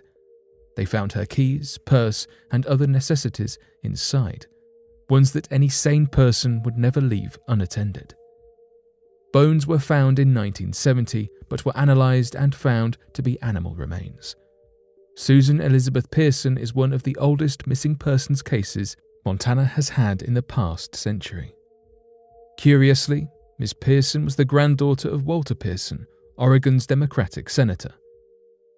Susan King, who was one of Susan Pearson's friends and a prominent singer at a nightclub, told the police that she had visited her on the night before her sudden disappearance, and that Pearson was in a frantic, nervous state. It was just a different Sue, she had stated. A prominent piece of the puzzle was the information King also received. Pearson mentioned leaving her life behind to begin anew in her frantic state. Later, she added that 2 delinquent boys from the course she was teaching threatened her with physical violence. Pearson's brother, David, added that it appeared his sister rushed out of her apartment and the tea kettle was left to boil on the stove. Days after her disappearance, there was a report of a sighting in Lolo Pass, but evidence of her actually being there is non-existent. No further sightings were ever reported. The Buash map shows Antarctica without ice. For over 40,000 years, Antarctica has been covered by glaciers and snow, making it one of the most inhospitable places on the planet. The ice makes it impossible for Antarctica to be a home to any humans. However, there are some thinkers who believe this wasn't always so. The Buash map was drawn by French geographer Philippe Buache. Buache drew his maps by combining his geographic knowledge, research from contemporary explorers, and astronomical observation. The map he produced in 1739 was titled in French. However, when translated, it means Map of the Southern Lands contained between the Tropic of Capricorn and the Antarctic Pole, where the new discoveries made in 1739 to the south of the Cape of Good Hope may be seen. The biggest discovery on Buache's map was that it appeared to depict Antarctica before it was buried by ice, leading some explorers and geographers to use it as evidence that Antarctica was inhabited by an ancient civilization before being rediscovered in the 19th century. The most famous proponent of this theory was Charles Hapgood, who published Buache's map in his 1966 book Maps of the Ancient Sea Kings. However, the arguments of Hapgood and others have been met with criticism. Firstly, many argue that Hapgood did not take care in translating Buache's annotations on the map before publishing it, and if he had, he would have realized that Buache did not mean to depict an ice-free Antarctica. For example, there are multiple annotations over Antarctica on the map where Buache has written conjecturé and soupçonné, which translate as conjectured and suspected, showing Buache himself was not sure that human life could survive on Antarctica. What's more, the annotations also make frequent references to icebergs, freezing temperatures, and glaciers over Antarctica. Icebergs are even drawn on the map. Therefore, for many, the argument that Buache was using the map to claim Antarctica was ice-free would be ludicrous. Secondly, 2 versions of Buache's map were created, one which shows Antarctica with ice and one without. This has led some to suspect that the latter version of Buache's map might have been drawn by another cartographer or even forged. Thirdly, there is every possibility that Buache was mistaken. Buash was a highly qualified man who was one of the foremost theoretical geographers, and a lot of deductions on his map have proved true. For example, the existence of Alaska and the Bering Strait. However, that is not to say his work was faultless. His map shows New Zealand as a peninsula of the Antarctic landmass and a central Antarctic Sea, both of which are incorrect. It's possible the map was drawn by Buash, but showing an ice-free Antarctica that could have housed an ancient civilization was just another mistake he made. The truth of the matter is, we will never know if Antarctica was once home to an ancient civilization. In some areas of Antarctica, there are 30 tons of ice weighing down on the land surface. If this ice were to be removed, the land would be so low that sea levels would immediately flood it. Frustratingly, this means there is no way to prove or disprove Buash's map and the theories that have come from it. In 1971, the National Geographic Institute of Costa Rica undertook the creation of an aerial map focusing on the Arenal region, encompassing Lake Cote, as an integral component of the surveying efforts conducted on behalf of the Electricity Institute. In the subsequent years of that particular decade, Costa Rica undertook the ambitious project of constructing a dam on a river, leading to the inundation of a significant portion of the surrounding area in order to form Lake Arenal. This reservoir now serves as a crucial source of hydroelectric power for the nation, playing a pivotal role in meeting its energy needs. During the preparatory phase, Sergio Loaiza, Juan Bravo and Francisco Reyes embarked on a small aircraft equipped with a cartographic camera fixed to the floor. Their aerial journey took them to an altitude of 10,000 feet, where the camera systematically recorded a fresh image every 13 seconds. This meticulous process allowed for the creation of detailed and precise aerial maps for further analysis and planning. After a period had passed, the photographers took the photographs they had captured and proceeded to develop and magnify them. During this process, they observed something out of the ordinary in a particular photo taken at Lake Cote.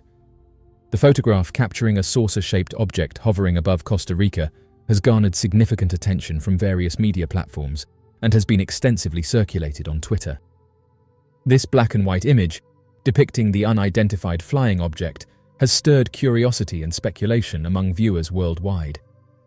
The general public asserts that this particular image captures what is considered to be the most exceptional photograph of an unidentified flying object often associated with extraterrestrial beings in recorded history. This remarkable shot was taken by the skilled aerial photographer Sergio Loaiza in the month of September in the year 1971. He captured this extraordinary moment while flying over the mesmerizing landscapes of Costa Rica during a photography mission designed to gather data for a hydroelectric project. This noteworthy event has been documented in a detailed report published by multiple news outlets, shedding light on the intriguing circumstances surrounding the sighting and the subsequent photograph. The initiative was strategically located in close proximity to the majestic Arenal volcano, situated in a South American nation. In the image, positioned on the right side, there is a peculiar saucer-shaped object that appears metallic in nature. Its presence lacks a clear and straightforward explanation, thus rendering it unidentified not just at the time of observation, but persisting as an enigma. Furthermore, the existence of UFOs was challenging to discredit. The anomaly in the photo did not show up in any previous or subsequent images, indicating that it probably did not result from debris on the camera lens. Further examination of the picture revealed that there had been no modifications made to it. This careful scrutiny suggested that the anomaly was genuinely captured by the camera and not a result of any external interference or editing. With the aid of a top-of-the-line professional camera operated by an experienced crew, the photograph was captured, thereby bolstering its credibility. Mr. Loaiza captured a series of high-resolution photographs while situated at an elevation of 10,000 feet, showcasing the lake beneath and the lush rainforest that enveloped it. Employing his sophisticated 100-pound automated camera, he meticulously documented the scenery at precise 20-second intervals. In a particular frame captured, a gleaming metallic disc is observed in motion amidst Mr. Loaiza's Aero Commander aircraft and the Earth below. Initially, the photo lacked clarity, yet speculations regarding unidentified flying objects only began to circulate once the image was subsequently enhanced. Upon closer inspection, the mysterious object appeared to traverse the airspace, prompting debates and curiosity surrounding its origin and nature. The photograph in question belonged to the National Geographic Costa Rica organization, which commissioned the survey to assess the potential repercussions of the hydroelectric scheme on the nearby environment and water sources. This particular image was utilized specifically for the purpose of analyzing the effects of the project on the surrounding land and aquatic resources. Esteban Carranza, a Costa Rican resident, has recently made public a document previously undisclosed to the public. This document is a duplicate of the original negative found in the National Archives of Costa Rica. Interestingly, Mr. Carranza came into possession of this historical artifact through his uncle, who had secured it from the National Geographic Institute. This revelation sheds new light on the provenance and significance of the document, adding a layer of intrigue to its origins and raising questions about its historical relevance. Mr. Carranza highlighted that he had generated a high-resolution scan of the image the previous year, engaging with individuals from the National Geographic Institute and identifying the technician responsible for the camera used in 1971. He expressed his belief that it was not enough for the image to merely occupy space on his computer. According to him, disclosure should be a collaborative endeavor involving everyone, emphasizing the importance of making the image accessible to all.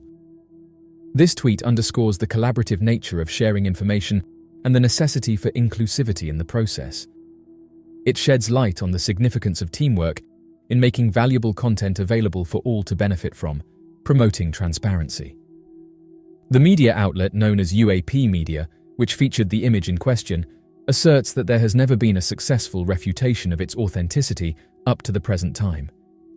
In the course of time, a multitude of experts, including individuals like Ricardo Vilches, a UFO researcher from Costa Rica, and renowned professionals such as Dr. Richard Haynes and Dr. Jacques Vallée, have scrutinized the image meticulously. Their collective assessment pointed towards the authenticity of the object captured in the photograph, ruling out any possibilities of it being a result of double exposure or an intentional deception. This affirmation was emphasized by UAP Media on their website, highlighting the unequivocal nature of the experts' conclusions that the object depicted was indeed genuine. The item depicted in the image is believed to have a diameter ranging from approximately 120 to 220 feet. Nestled between the Caribbean Sea and the Pacific Ocean, Costa Rica's lush landscapes and vibrant biodiversity have long captivated the imagination of travelers and explorers.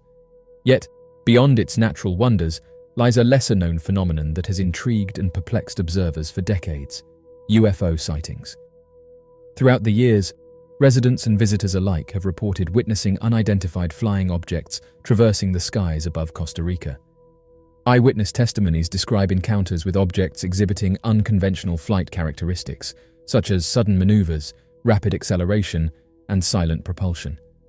These sightings have occurred in various regions of the country, from densely populated urban areas to remote rural landscapes. One of the most famous UFO sightings in Costa Rica occurred when a group of schoolchildren in the town of Atinas observed a disc-shaped object hovering silently above their schoolyard. The children, along with their teacher, watched in awe as the mysterious object remained stationary in the sky before vanishing without a trace. In subsequent years, numerous reports of UFO sightings have emerged from different regions of Costa Rica, including sightings over national parks, rural villages, and coastal areas. Witnesses describe encountering objects of various shapes and sizes, ranging from luminous orbs to metallic discs, further adding to the intrigue surrounding these sightings. In response to the growing number of UFO sightings, scientific organizations and research groups in Costa Rica have undertaken investigations to study these phenomena. The Costa Rican Institute of UFO Studies and the National Institute for Aerospace Research have conducted studies to analyze eyewitness testimonies, collect photographic evidence, and investigate the potential causes of UFO sightings. One notable initiative was the establishment of a UFO hotline by the Costa Rican Institute of UFO Studies, allowing individuals to report sightings and share their experiences with trained investigators. Through systematic data collection and analysis, researchers have sought to uncover patterns, trends, and anomalies in UFO sightings, shedding light on the underlying factors driving these mysterious encounters. Despite efforts to study and document UFO phenomena, many questions remain unanswered, and the true nature of these sightings continues to elude scientific explanation. While some researchers attribute UFO sightings to natural phenomena, such as atmospheric anomalies or celestial events, others entertain the possibility of extraterrestrial origins or advanced technological capabilities beyond human understanding. The prevalence of UFO sightings in Costa Rica has left an indelible mark on the country's cultural landscape, inspiring artistic expressions, folklore, and community traditions.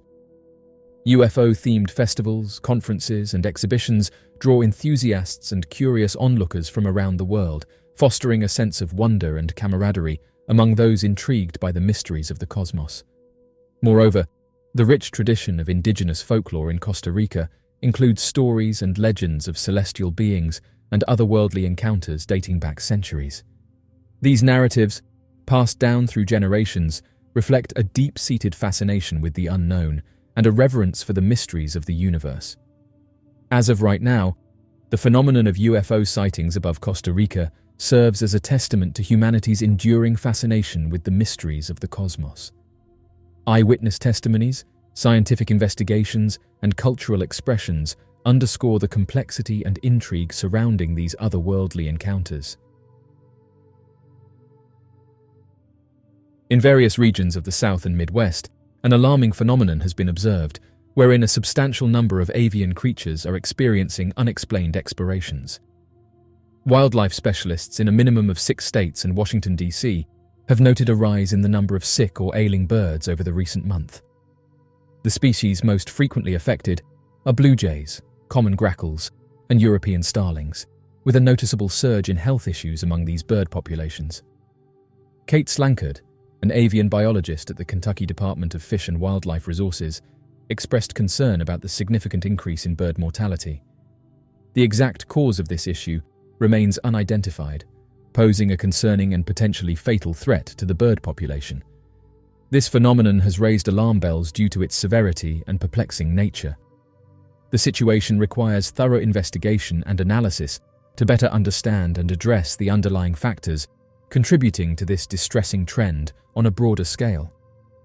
Symptoms may manifest as the presence of crusty or swollen eyes, alongside neurological indications such as seizures and difficulty maintaining equilibrium. This could indicate a more serious neurological issue.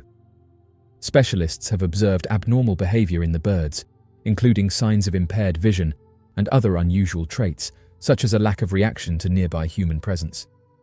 The birds seem to display symptoms akin to blindness, illustrating atypical behavior patterns. Slankard mentioned that the affected birds typically display a behavior of remaining motionless with occasional trembling. It can be reasonably inferred that numerous birds across the state have been afflicted by this issue. These avian creatures would exhibit a tendency to stay stationary while intermittently displaying signs of shaking. Officials have indicated that, apart from Kentucky and D.C., the states of Ohio, Indiana, Maryland, Virginia, and West Virginia have also documented comparable fatalities. Laura Kearns, a wildlife biologist with the Ohio Division of Wildlife, has put forward several theories to explain the alarming trend of birds falling ill and passing away. She has reported that the state has observed a significant number of bird mortalities, with hundreds of birds being discovered lifeless. This situation raises concerns about the potential causes behind this concerning phenomenon. Indiana's Department of Natural Resources has reported a series of fatalities among various bird species, including blue jays, robins, northern cardinals, and brown-headed cowbirds across 5 counties. James Brindle, the official spokesperson for the department, has disclosed that tests conducted on the birds have yielded negative results for avian influenza and West Nile virus. This information has raised significant alarm within the wildlife community and prompted a thorough investigation to ascertain the underlying cause of these distressing occurrences. The avian samples originating from Kentucky were dispatched to the Southeastern Cooperative Wildlife Disease Study, located at the University of Georgia, for comprehensive testing and analysis. In September, wildlife specialists in New Mexico made a concerning revelation about a significant spike in the mortality of birds, with the potential toll reaching hundreds of thousands. The situation raised alarm among experts and conservationists, prompting urgent investigations to ascertain the cause of the widespread avian fatalities. Researchers were deeply perplexed and puzzled by the unexpected fatalities. Authorities have expressed uncertainty regarding the potential linkage between the two occurrences, emphasizing the lack of definitive evidence or conclusions at this point. Wildlife specialists are appealing to the general public to promptly report any unusual or suspicious bird mortalities. A person named Adhar shared a photograph online detailing an unusual incident where numerous birds suddenly fell from the sky in India. Adhar did not disclose his exact location, but mentioned that the event took place near Maharashtra. He described how the birds were initially flying around in circles and making audible sounds before gradually descending one by one. Furthermore, he mentioned that onlookers were perplexed by the birds' behavior and were unable to comprehend the situation. Disturbingly, it was reported that hundreds of birds had similarly perished in Maharashtra, prompting authorities to dispatch samples to both the National Institute of High Security Animal Diseases and Pune's Animal Disease Investigation Section for analysis. The government has affirmed that the avian population is in good health and should not pose any risks to human consumption. However, the overarching concern pertains to the underlying reasons behind the phenomenon of birds plummeting from the sky and the troubling recurrence of such incidents in various global locations. The persisting query revolves around the factors contributing to these occurrences and the potential implications they may have. One local resident, residing in close proximity to the area, noted a sudden peculiar behavior exhibited by the birds. Intrigued by the uproar caused by the avian creatures, the resident ventured outside, expressing astonishment at encountering such unprecedented occurrences. After keenly observing the birds for approximately 10 minutes, they reported that despite some of the birds taking flight, a significant portion of them appeared distressed, displaying signs of shock, ultimately plummeting from the sky, one after the other. Strikingly, the observer emphasized that the birds seemed robust and exhibited no visible signs of ailment or distress. Reports of such incidents are not uncommon among Indian residents. A similar event occurred in 2020, when a large number of birds were discovered on the shores of India's largest saltwater lake, totaling over 2,500. Alarmingly, this coincided with other instances of mass bird fatalities reported globally during December 2019, January, and February 2020. The cause of these deaths remains a mystery, leading to various speculations. Some theories attribute the incidents to natural phenomena, such as hailstones or atmospheric conditions. However, these explanations do not account for the recent Indian case, where residents observed no unusual atmospheric conditions preceding the birds' fatal falls. This has prompted suggestions that the birds may have been impacted mid-air, leading to their untimely demise. These unexplained phenomena continue to puzzle experts and communities alike, necessitating a comprehensive investigation to unravel the mystery behind these tragic occurrences. In 2020, there were discrepancies in the reported bird mortality figures in India. Initially stated at 2,500, the actual number was found to be significantly higher, at around 5,000. This alarming discrepancy prompted Indian authorities to launch an investigation into the matter to ascertain the cause behind this unexpected and distressing event. Officials indicated that various bird species had fallen victim to the mysterious occurrence. According to a statement provided to the BBC by a concerned official, efforts were underway to assess the extent of the impact, as deceased birds were discovered scattered extensively across the entire vicinity surrounding the lake. Additionally, around 20 to 25 birds that were found alive were receiving urgent treatment. This thorough investigation and response reflected the authorities' dedication to understanding and addressing the issue with utmost care and concern for the affected bird population. The welfare and preservation of avian life were pivotal in this comprehensive assessment, which sought to unravel the intricacies of the circumstances surrounding the tragic bird mortalities. A resident bird enthusiast, on the other hand, has stepped up to assert that such an occurrence has never occurred in the area before, suggesting that there may be underlying factors at play. He additionally observed that the birds exhibited significant signs of distress, hinting at a potential environmental concern within the vicinity. At present, there appears to be a lack of concrete understanding regarding the circumstances surrounding these avian creatures and the peculiar exclusive impact on them. This situation remains a source of mystery, piquing the curiosity of the community and prompting further investigation. Several hypotheses have been proposed to explain the phenomenon, spanning from the Earth's magnetic field to our world-changing temperature, as well as the installation and testing of cell phone towers in these areas. Intriguingly, there have been reports of peculiar behavior among various forms of wildlife in the vicinity following the erection of these towers. These observations have sparked discussions regarding the potential impact of electromagnetic fields and technological infrastructure on the natural behavior of animals. Additionally, concerns have been raised about the broader implications of these developments on ecological systems and biodiversity. This isn't just some out-there theory either. According to the website Little Peckers, a site that specializes in bird health, they said that in May 2018, the European Union-funded review body conducted an analysis of 97 studies. It concluded that radiation from mobile phone towers, Wi-Fi and broadcast transmitters is a potential risk to insect and bird orientation.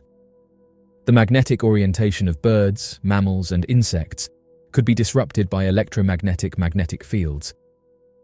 The considerable rise in electromagnetic radiation within our surroundings is primarily attributed to the extensive installation of cell phone towers and the prevalent usage of mobile devices.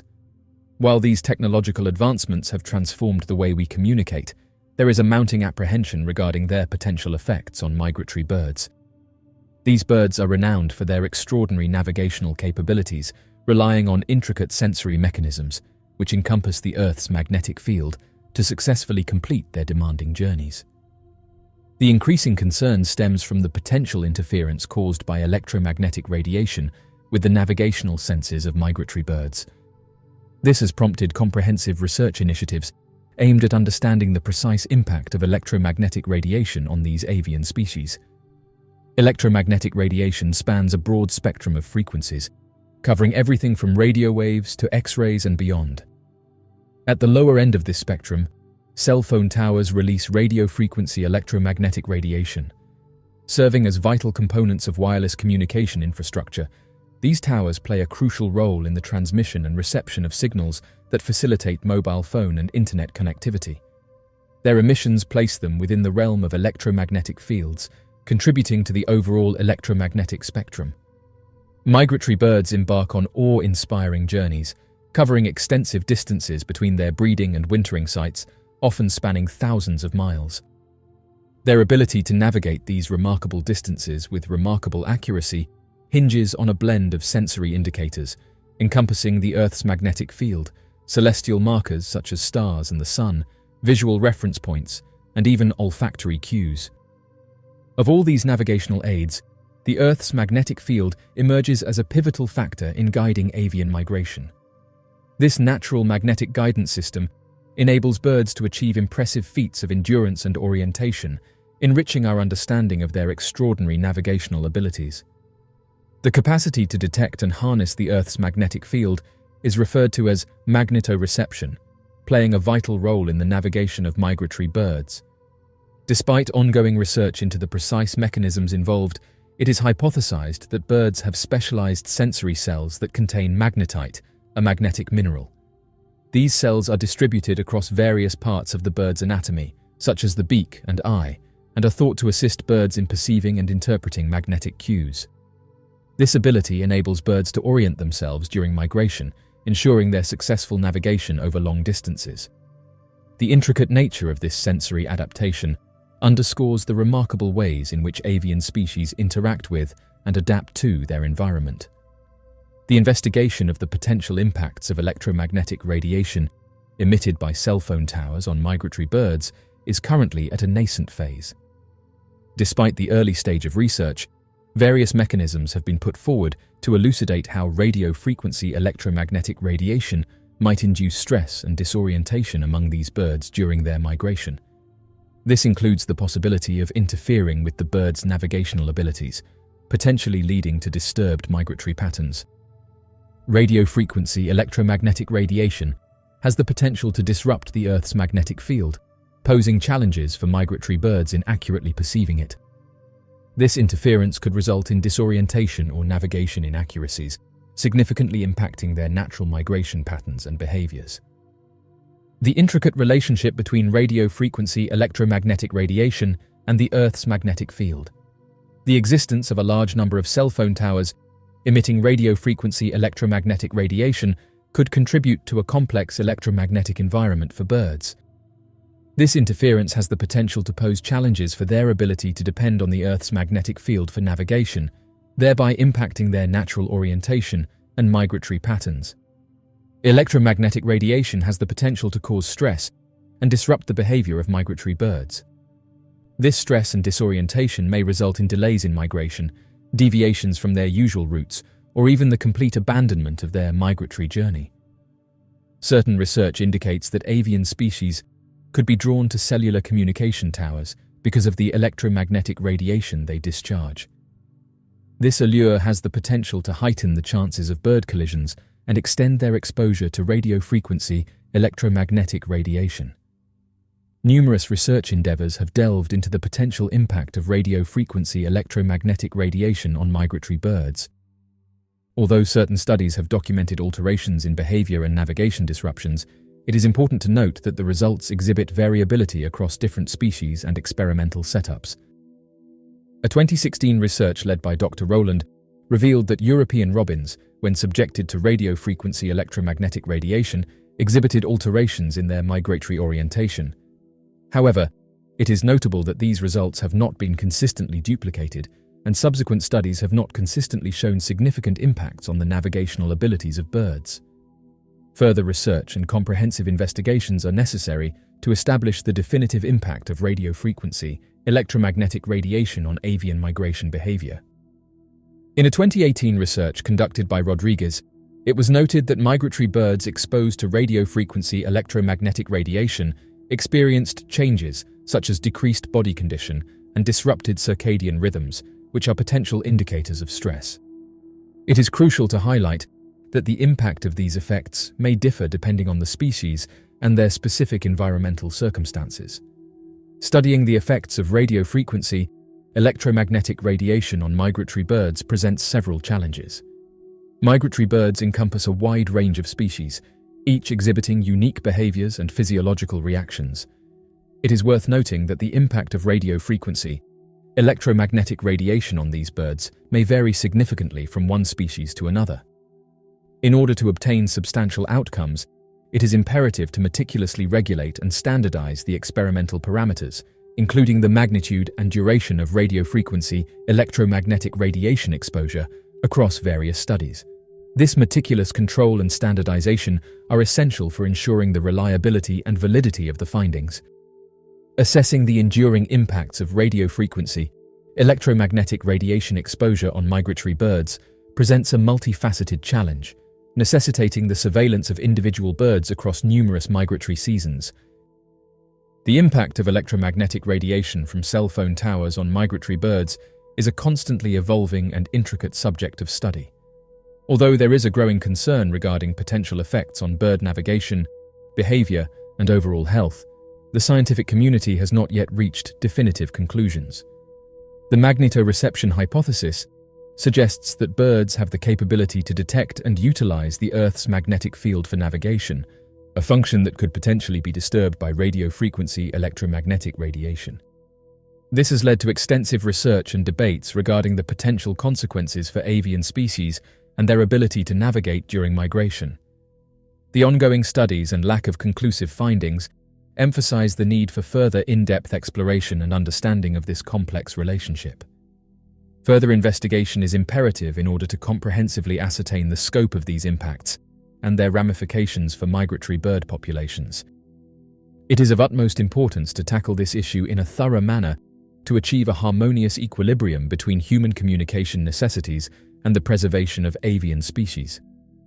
Ultimately, acquiring a more profound comprehension of the potential repercussions of electromagnetic radiation on migratory birds will play a pivotal role in shaping conscientious policies and procedures concerning the placement of towers and the establishment of radiation exposure limits. This, in turn, will ensure the protection of both human technology and the natural environment. In the age of satellite imagery and digital mapping, Google Earth has become a treasure trove of mysterious sightings and unexplained phenomena. Among the myriad anomalies captured by the platform, one particular discovery stands out: a black cube-shaped object observed moving across the vast expanse of the Sahara Desert. Embarking on this captivating journey is an individual with keen observation skills, meticulously examining Google Earth images to unearth fascinating sights and unravel concealed mysteries. Upon closer examination of the Sahara Desert expanse, the spectator is taken aback by the presence of an extraordinary item, a flawless black cube resting conspicuously among the golden sand dunes. Filled with curiosity, the individual decides to keep a keen eye on the region over an extended period. To their amazement, they witness a remarkable occurrence where the black cube, shaped with precision, starts moving across the vast expanse of the desert, giving the impression of purposeful and intentional movement through the rugged terrain. The mysterious journey of the strange object across the barren lands continues to captivate the individual who found it, evoking a sense of intrigue and fascination as they delve deeper into the unfolding mystery. Intrigued online users of the object pondered the mechanics behind the remarkable feat of transporting such sizable objects over considerable distances. The imagery taken by satellites captures the intriguing movement of a black cube-shaped object, igniting a surge of interest and conjecture within various online groups that investigate the unknown. Speculations abound, spanning from clandestine military tests to possible extraterrestrial involvement, fueling vibrant discussions and debates in the virtual sphere. The news circulating about the sighting of a mysterious moving black cube in the Sahara Desert has captured the attention of both experts and enthusiasts, sparking a collective effort to uncover the enigma shrouding this peculiar phenomenon. There have been claims suggesting that this particular item could potentially have originated from outer space, thus insinuating that it is quite literally an extraterrestrial object traversing the expanse of the Sahara Desert. The appearance of the mysterious black cube-shaped structure found in the vast expanse of the Sahara Desert has sparked a wide array of conjectures and hypotheses regarding its essence and importance. Numerous speculations swirl around this mysterious object, with some conjecturing that it could potentially have extraterrestrial origins, functioning as a guiding marker or signal for alien entities navigating through the barren desert terrain.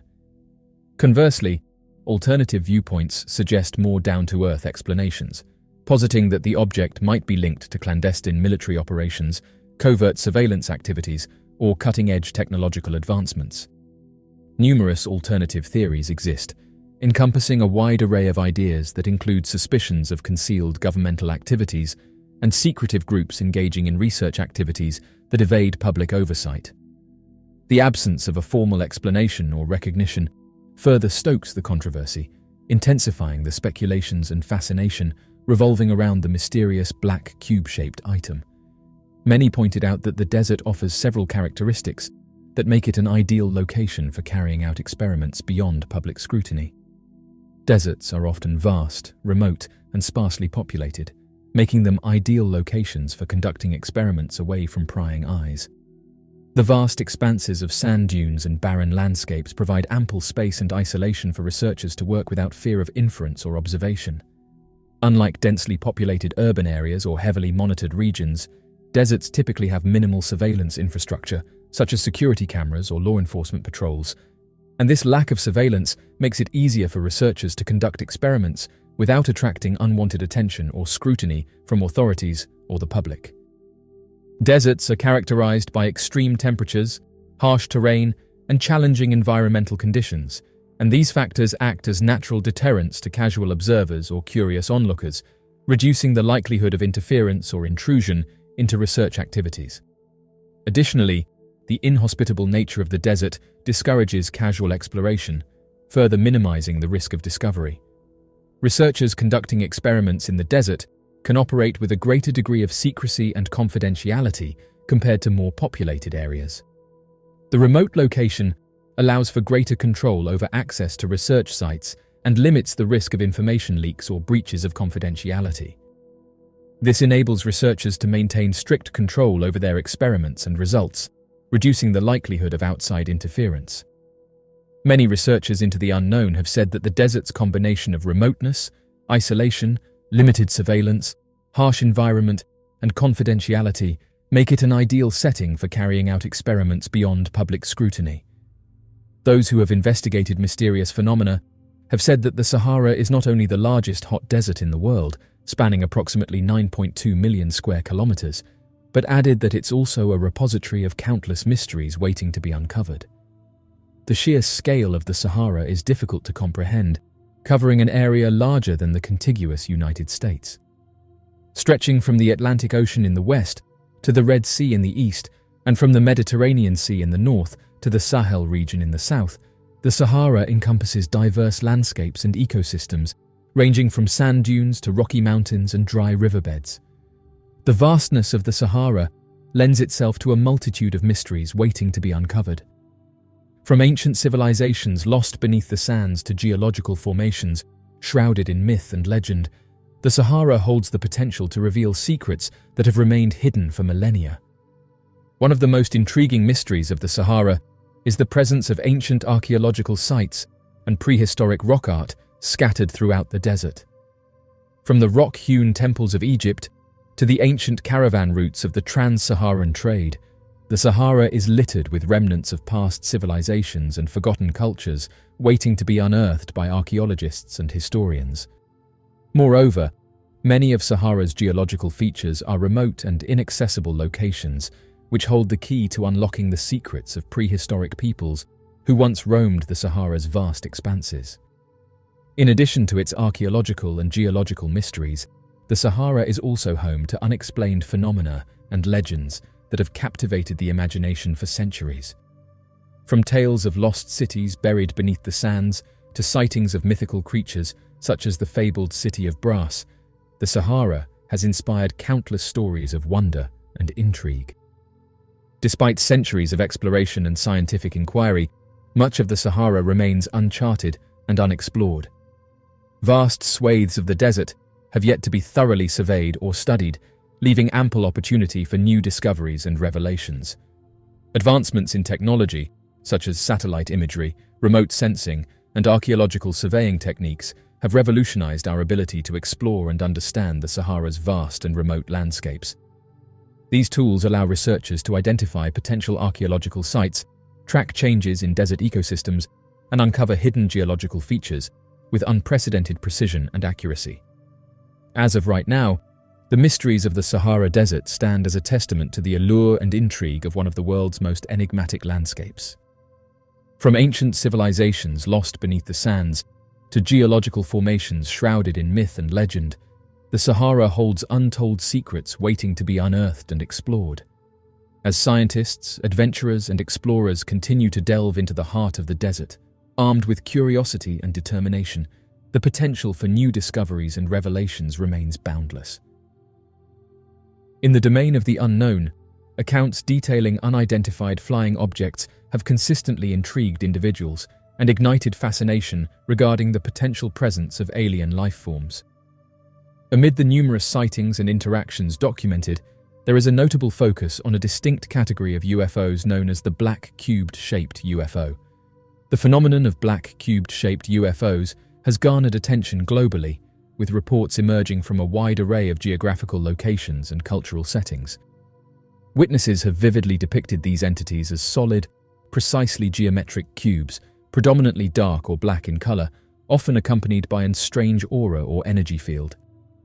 Descriptions of the sightings vary significantly, encompassing accounts of the object's silent and stealthy movements, as well as instances of erratic or high-speed maneuvers observed by different individuals across the globe. The intricate nature of these reports underscores the diverse and intriguing manifestations of this mysterious phenomenon. The mysterious presence of these dark, precisely shaped cubes continues to captivate the imagination of those who have encountered them. Black, cubed-shaped UFO sightings have gained attention due to their peculiar ability to operate outside the boundaries of traditional physics and aerodynamics. Eyewitnesses often describe astonishing shifts in trajectory, rapid bursts of speed, and maneuvers that go beyond the capabilities of known aircraft models. These anomalous occurrences fundamentally shake up our comprehension of propulsion mechanisms, prompting inquiries into the source and technological advancements driving these mysterious objects. The challenges posed by such unconventional behaviors have sparked profound discussions regarding the underlying principles governing these mysterious phenomena, pushing the boundaries of our knowledge in the field of aviation and space exploration. Black cube-shaped unidentified flying objects showcase various unique characteristics that distinguish them from traditional airplanes and natural occurrences. Observers frequently depict these entities as utterly quiet, lacking any apparent mechanisms for propulsion or visible support systems. Furthermore, the exteriors of these entities present themselves as sleek and plain, lacking any form of inscriptions, openings, or recognizable attributes. These strange phenomena have intrigued and puzzled onlookers due to their unconventional characteristics, fueling speculations and theories about their origins and purposes. Black cube-shaped UFOs exhibit a fascinating capability to control space-time and produce electromagnetic fields, as noted by witnesses.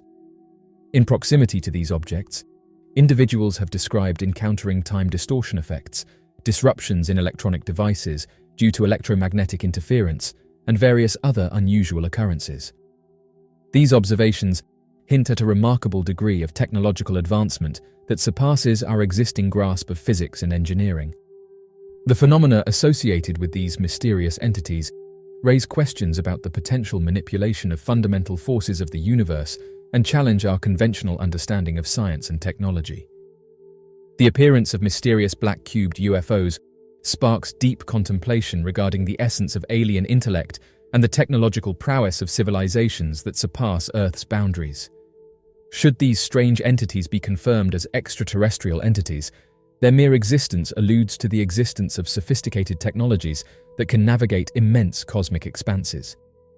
This phenomenon prompts a profound exploration into the realms of otherworldly intelligence and the vast possibilities of advanced civilizations beyond our planet. The features and conduct of black-cubed UFOs hold significant implications for our comprehension of space-time, gravity, and the very essence of the cosmos. These mysterious objects possess the extraordinary capacity to influence gravitational fields and create electromagnetic forces, presenting a profound challenge to existing scientific frameworks and paving the way for innovative investigations and revelations in the field of aerospace exploration. By delving into the mysteries surrounding these unconventional aerial phenomena, we are propelled to reconsider and expand our understanding of the fundamental principles governing the universe, pushing the boundaries of scientific knowledge to unlock new realms of insight and discovery. The enigma and covert nature enveloping sightings of black-cubed UFOs prompt inquiries into the possible involvement of governments and the existence of cover-ups. Certain analysts suggest that authorities might possess knowledge about the nature and sources of these phenomena, but opt to conceal such details from the general population, citing concerns related to national security and social order. The clandestine nature of these sightings adds a layer of complexity to the ongoing debate, sparking curiosity about the motives behind such secrecy and the potential ramifications on a broader scale. According to a 17-year-old in Peru, he reported that he has just captured images of the mysterious entities that have been plaguing the area. The photographs showcase an unidentified entity that he photographed just before going to bed. Based on the accounts provided by the boy and his entire family, many who have been following this case have said that this is the infamous Pelecaris creature. According to the boy, the being lifted him effortlessly with a single arm while levitating, and subsequently released him abruptly. The being was described as towering over 7 feet and hovered silently. This testimony prompts a re-evaluation of the traditional assumptions about encounters with such entities, highlighting the potential variance in their behavior and intentions. The creature in question possesses disproportionately large hands, along with peculiar apertures on its facial area, emitting unusual vocalizations. Furthermore, there is an unidentified flying object visible in the sky. It exhibits remarkable agility and moves without making any discernible noise. Additionally, it displays exceptional strength and speed. Notably, its characteristics appear inconsistent with those of a jetpack, which are typically known for being loud, or a hoverboard, as the legs of the being are visible and not suspended beneath. As per the residents, encounters with these creatures continue to occur, and they mentioned that the recent viral spread of reports on social media has played a crucial role in drawing attention to the ongoing events in these rural communities. This has prompted widespread awareness and concern for the situation, shedding light on the experiences of those living in these smaller villages and the encounters they have had with the creatures. According to a resident, there have been ongoing sightings of luminous orbs shortly after the appearance of these unidentified creatures. The resident expressed perplexity regarding the nature and motives of these phenomena, emphasizing the persistent lack of comprehension in this regard, despite the ongoing observations. One individual, a female, provided a thorough account of her recent encounter with a luminous being. She described how, shortly after the sighting, she suddenly lost consciousness and later regained awareness several hours later, finding herself in a location different from where the initial encounter took place. This detailed recounting sheds light on the strange and perplexing nature of her experience, as it raises questions about the possible effects and implications of interacting with such an entity. The recent events have given rise to a plethora of inquiries regarding the situation in Peru and the underlying motives of these enigmatic beings. Initially, there were suspicions that the individuals were engaged in illegal mining activities. However, subsequent interviews conducted with these individuals in Peru have cast doubt on this assumption. Presently, there remains uncertainty surrounding the true nature of the situation and the reasons behind the influx of numerous people sharing these peculiar accounts.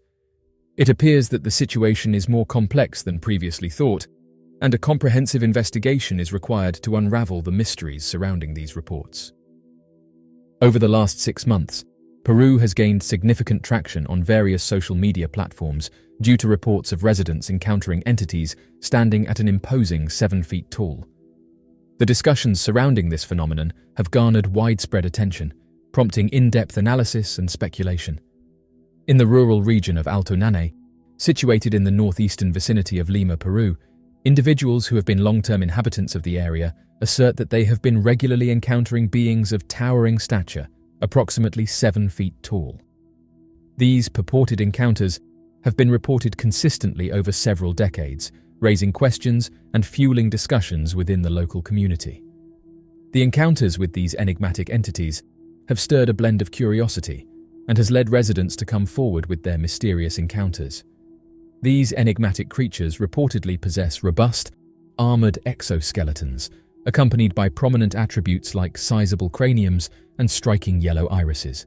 It is believed that these distinct physical characteristics contribute to their aura of mystery and intrigue. The residents have consistently observed that these beings have been launching repeated attacks on their community at night since the 11th of July. The inhabitants have expressed concerns about the safety of their community due to these ongoing incidents. The current state of the community is characterized by heightened levels of fear and unease, which have been predominantly triggered by a troubling incident concerning a woman. Based on the available reports, it is indicated that the assailant approached her from the rear and inflicted a cut on her neck following her resistance. The distressing occurrence has instilled a sense of unease among the members of the community, significantly impeding their ability to seek comfort and relaxation as they persistently experience a pervasive feeling of being under threat.